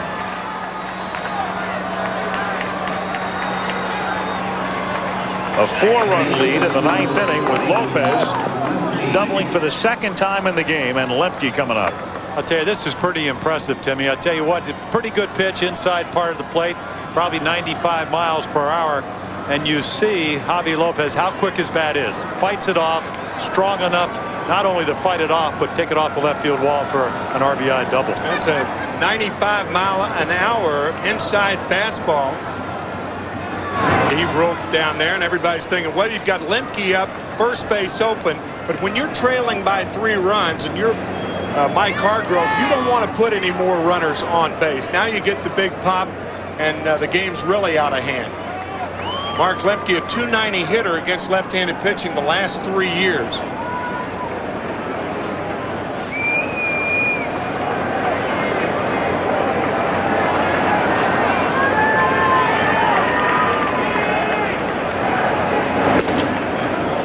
One and one.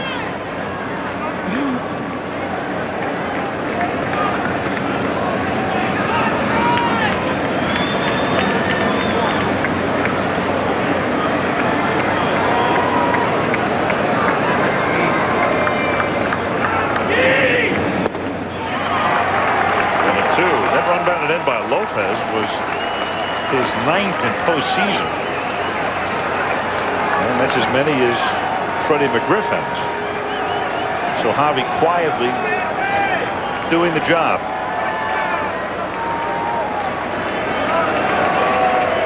1-2 pitch, and that's hit in the air to left field. Belle moves over toward the gap and pulls it in. In the 9th, Atlanta gets a run to extend its lead to 5-1, and we'll return to Cleveland after this from our ABC stations. Tuesday on an all-new Blue. Are you acquainted with the rituals of the Jewish faith? There's a right way to blow your cover. What kind of rabbi are you? I'm the kind of rabbi who will wrap his payers around your throat. And a wrong way. The test results were positive. I think we should be discreet about this for now. Sylvie's pregnant? Can you keep a secret? Can you keep it in absolute confidence? You told him, didn't you? Rumors are flying. You available? What? In more ways than one on NYPD Blue. Tuesday, viewer discretion advised. The prices are falling during Nissan's fall clearance. To make way for the new 96s, Nissan's clearing out their 95s with incredible factory-to-dealer incentives. Now save up to $3,000 on the Pathfinder. Up to $2,200 on the #1 import brand minivan, the Quest. Up to $1,500 on the 200SX. And even up to $1,400 on Nissan trucks. So stop by your nearest Nissan dealer now during Nissan's fall clearance, while you can still rake in the savings. Yum! Oh, the taste of lime. Orange. Wild cherry. Lemon.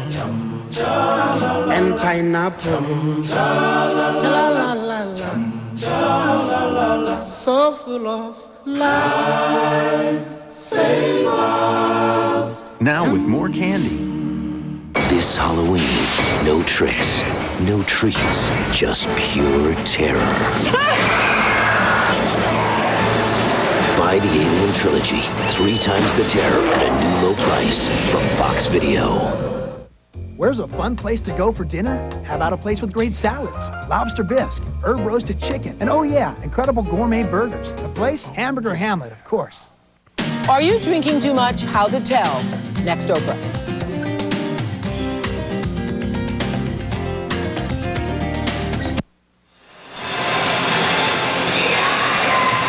Braves on top 5-1 going to the bottom of the 9th inning. And with a 4-run lead, despite having pitched last night an extended 2 2/3 innings, the Atlanta Braves can smell it. And when you can smell it, you go to your bullpen and you bring in Mark Wohlers.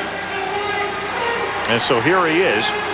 And Bobby Cox was talking before the game with us about, and Jim, you better than anybody can can tell the folks, are you stiffer the next night or the night after for a relief pitcher after you have the type of outing he had last? Yeah, I think Bobby was generalizing, but he said normally people tell him it's the second day.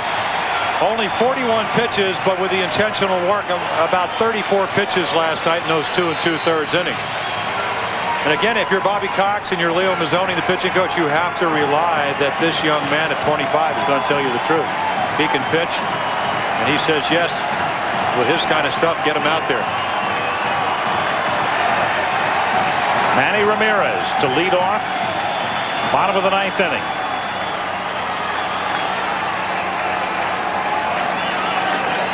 And if you're the Indians, you need base runners. You'll take them any way you can get them.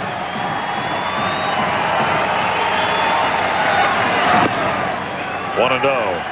Plus, you may be thinking, well, why is Wohlers in a game like this 4 runs down? Well, when it was 3 runs down, it was a save situation. He got ready, and then Lopez got the double. So while he's ready, bring him in. That's Bobby Cox's thinking, and you certainly can't fault it. Fouled away in the count, 1-1. You're down by 4. You need base runners. I mean, do you not take a strike? Absolutely, but that has vanished in the game.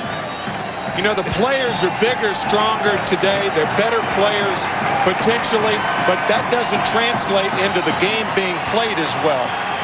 And that's unfortunate. Strike 2. But if you're the manager, just give them the take sign. Well, guys are less apt to take the take sign nowadays. It's the tail wagging the dog on a lot of clubs. Then you fine them. I mean, Mike Hargrove, he was had one of the best and most disciplined strike zone of any guy I ever pitched to. He would have been taking on his own. But then again, he knew how to play the game.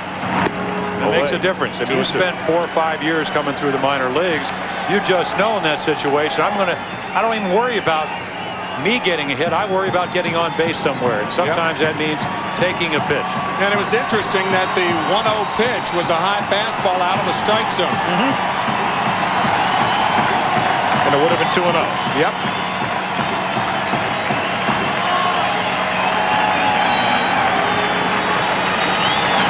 Two is hit in the air to deep left center field.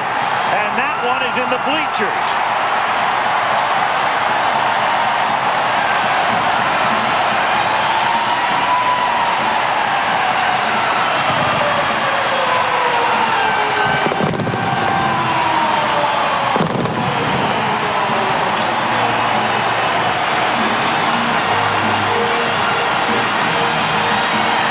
There have been no more magical endings in baseball anywhere more than Jacobs Field this year.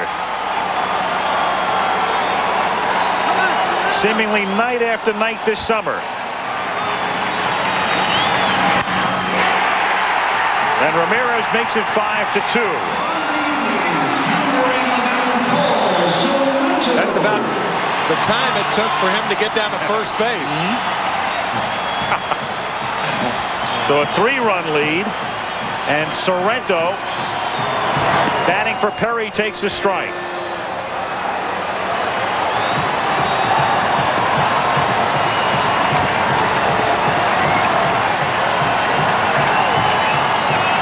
Tomei on deck.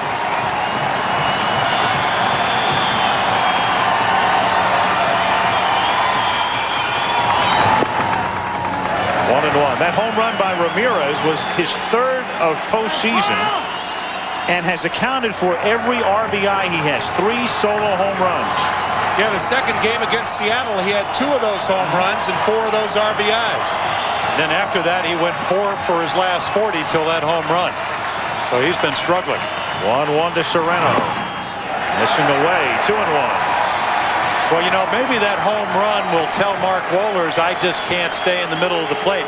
Normally, when he throws that speed with great movement, he just can throw it right by you.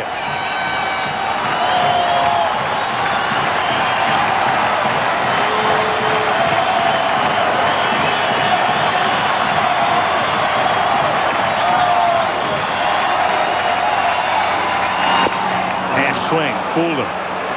2-2. Fooled him not with the pitch, but the location of the pitch. Low and away out of the strike zone. Ball went too far.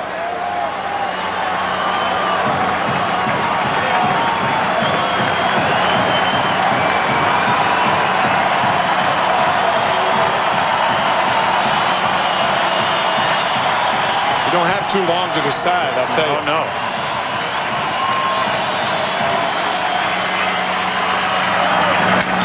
Line drive, base hit into left center, and maybe more as it rolls to the wall. And Sorrento is in at second with a double.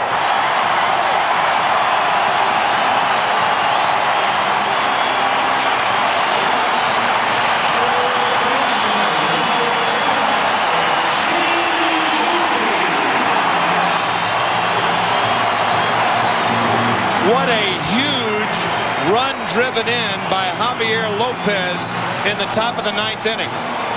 Otherwise, the Indians have the tying run up in the person of Jim Thome. Belliard jumping for that just out of his reach, and Sorrento with a double. Bobby wanted to jump with Rafi.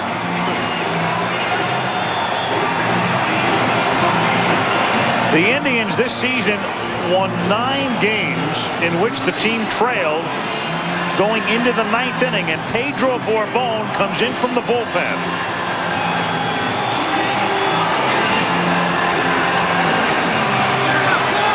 So the Indians with a lot of late inning magic this year, and now Wohlers, after that extended outing last night, is asked to pitch an inning tonight and can't face a third batter as he gives up a home run and a double, and out he comes. And now Pedro Borbon, the son of the former Reds pitcher in the 70s who pitched in a World Series, comes in here. Jim, I've got to believe Bobby Cox is saying if Manny Ramirez can get around on a Wohlers fastball and Sorrento can hit a ball that hard, then I've got to believe that Wohlers just doesn't have it, and that's it. Oh, and I think he's got a lot of guts to make this move. I do too. And again, if you're a manager, or even if you're a pitcher, the hitters tell you something's not working, and that was rather obvious tonight. Again, you know, the velocity looked like it was up there, Timmy, but no movement. Obviously, a lot of line drives, and if you're Bobby Cox, I'll tell you what, because you bring in Borbon, you still have Clance to back him up. Such a strange game. You go to Wohlers to close him out. He can't do it. So now you have to go backwards in a way. Right. You bring in Borbon. Borbon has pitched one time in postseason, October 6th. So he hasn't pitched in 2 weeks, and he faced 4 batters that night at Atlanta against Colorado.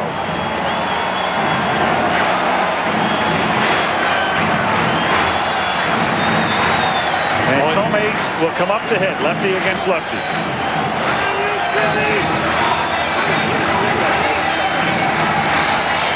And this is no sure thing, lefty versus lefty. Last year, Thome, you look at his numbers here in the World Series, but this year he hit .275 against left-handed pitching. Last year it was about .170. And Alejandro Pena, the loser last night, and Clance in the bullpen. Yes, so that would mean that Borbon is there to pitch to one hitter, and that's Thome. Borbon pitching for the first time in 19 days. Alomar on deck. Borbon, fastball, slider. Everything's hard. Throwing a strike's the most difficult for Pedro right now, however. 2-0. Got a take here. 2 balls, no strikes. The Indians are trailing by 3. 1 runner on.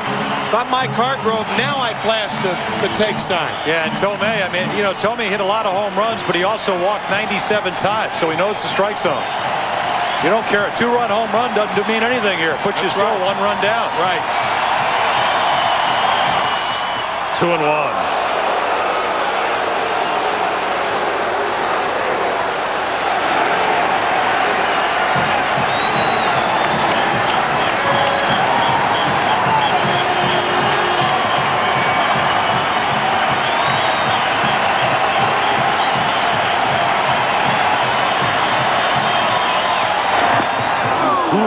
0-2. Well, he will drop down on you. Had a chance to talk to Pedro yesterday. We'll go back to the Dominican to become a starting pitcher. Said, I want to work on a changeup, but he said up here in the big leagues, he said, I got to get left-handed hitters out, and my best pitch is a good fastball and a hard slider. He will drop down and give you that look. Different point of release.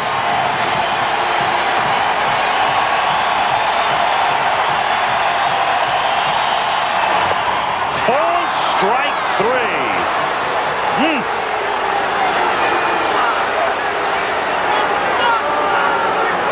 Pedro Borbon, for the first time in almost 3 weeks, goes to a mound, falls behind 2-0, and on a 2-2 pitch, that's a beauty. Sure was. Good mechanics. Shoulder stays tucked, and he lets it go. It's been a very liberal strike zone all night. It's been a big strike zone, maybe an inch or so off the plate. And the way he worked to Tome earned him another batter, because they stay with him to face Alomar, who fouls it back. You would have said, as we did, that it was a case of facing just the left-handed hitter. But because he looked so good and threw strikes and Lofton is on deck, the left-hander, Bobby Cox, is allowing Borbon to face Alomar. Remember something you talked about earlier, and Bobby Cox told us early before, Al, was that Pena with a little bit of upper back problem. So Bobby again seeing for his own eyes. This kid has thrown the ball 90 miles per hour and throwing strikes. Take a shot here. He had very few save opportunities during the regular season and wound up with just 2. That's grounded foul. And here he is trying to save the 4th game of the World Series. 0-2.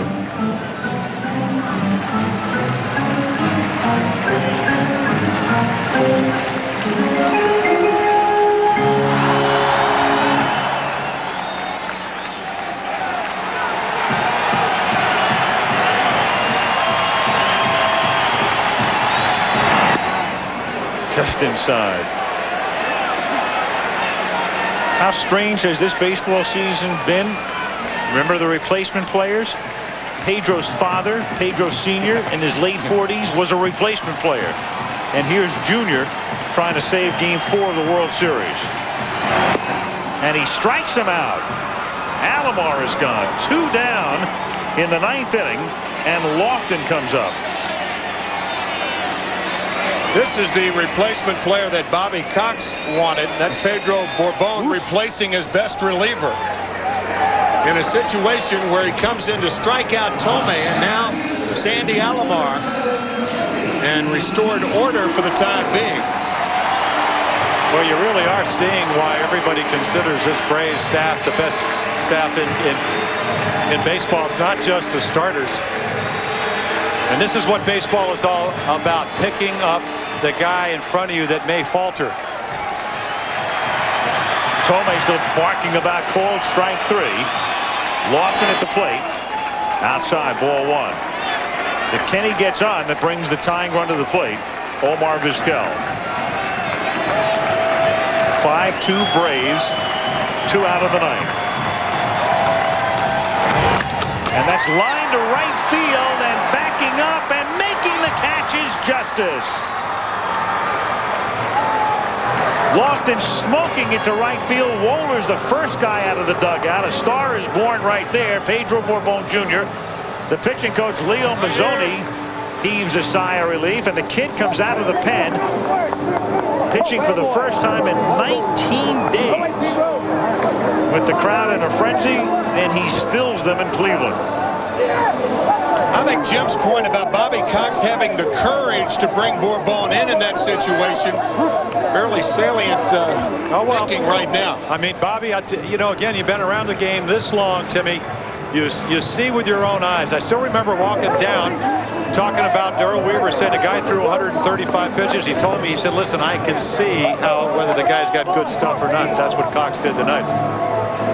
Tonight's Chevrolet player of the game, with the final score, Braves 5, Indians 2. Dave Justice, that big 2-run single in the 7th inning, turned a 2-1 game into a 4-1 game. And in conjunction with the program, Chevy contributes a total of $50,000 to the Boys and Girls Clubs of America. And let's get a word from Leslie Visser. Leslie. Al, with Dave Justice, Mark Lemke said you were due to break out tonight. How satisfying was that 2-run single? It was great because until that opportunity runners, so it felt really good because we needed that, because we know what kind of team Cleveland has, and the more runs we can get ahead of them, the better for us. What was the difference in this game? Do you feel Steve Avery justified Bobby Cox deciding to go with him? Steve did an awesome job. You know, he was under a lot of pressure. A lot of people were kind of second-guessing Bobby, and Steve came out and did what we didn't do a lot of times, and I'm really happy for him. So that whole, you know, I want. He did, and you know, came up big for it. Congratulations. Okay, Leslie, we apologize for the technical difficulties, but I think we got the essence of what Dave was talking about, and clearly the essence of what happens tonight is the Braves are one win away from the world title. Tomorrow night, Game 5, Maddox against Hershiser, the game right here on ABC. Until tomorrow, from Jacobs Field, Al Michaels, Jim Palmer, Tim McCarver saying good night from Cleveland.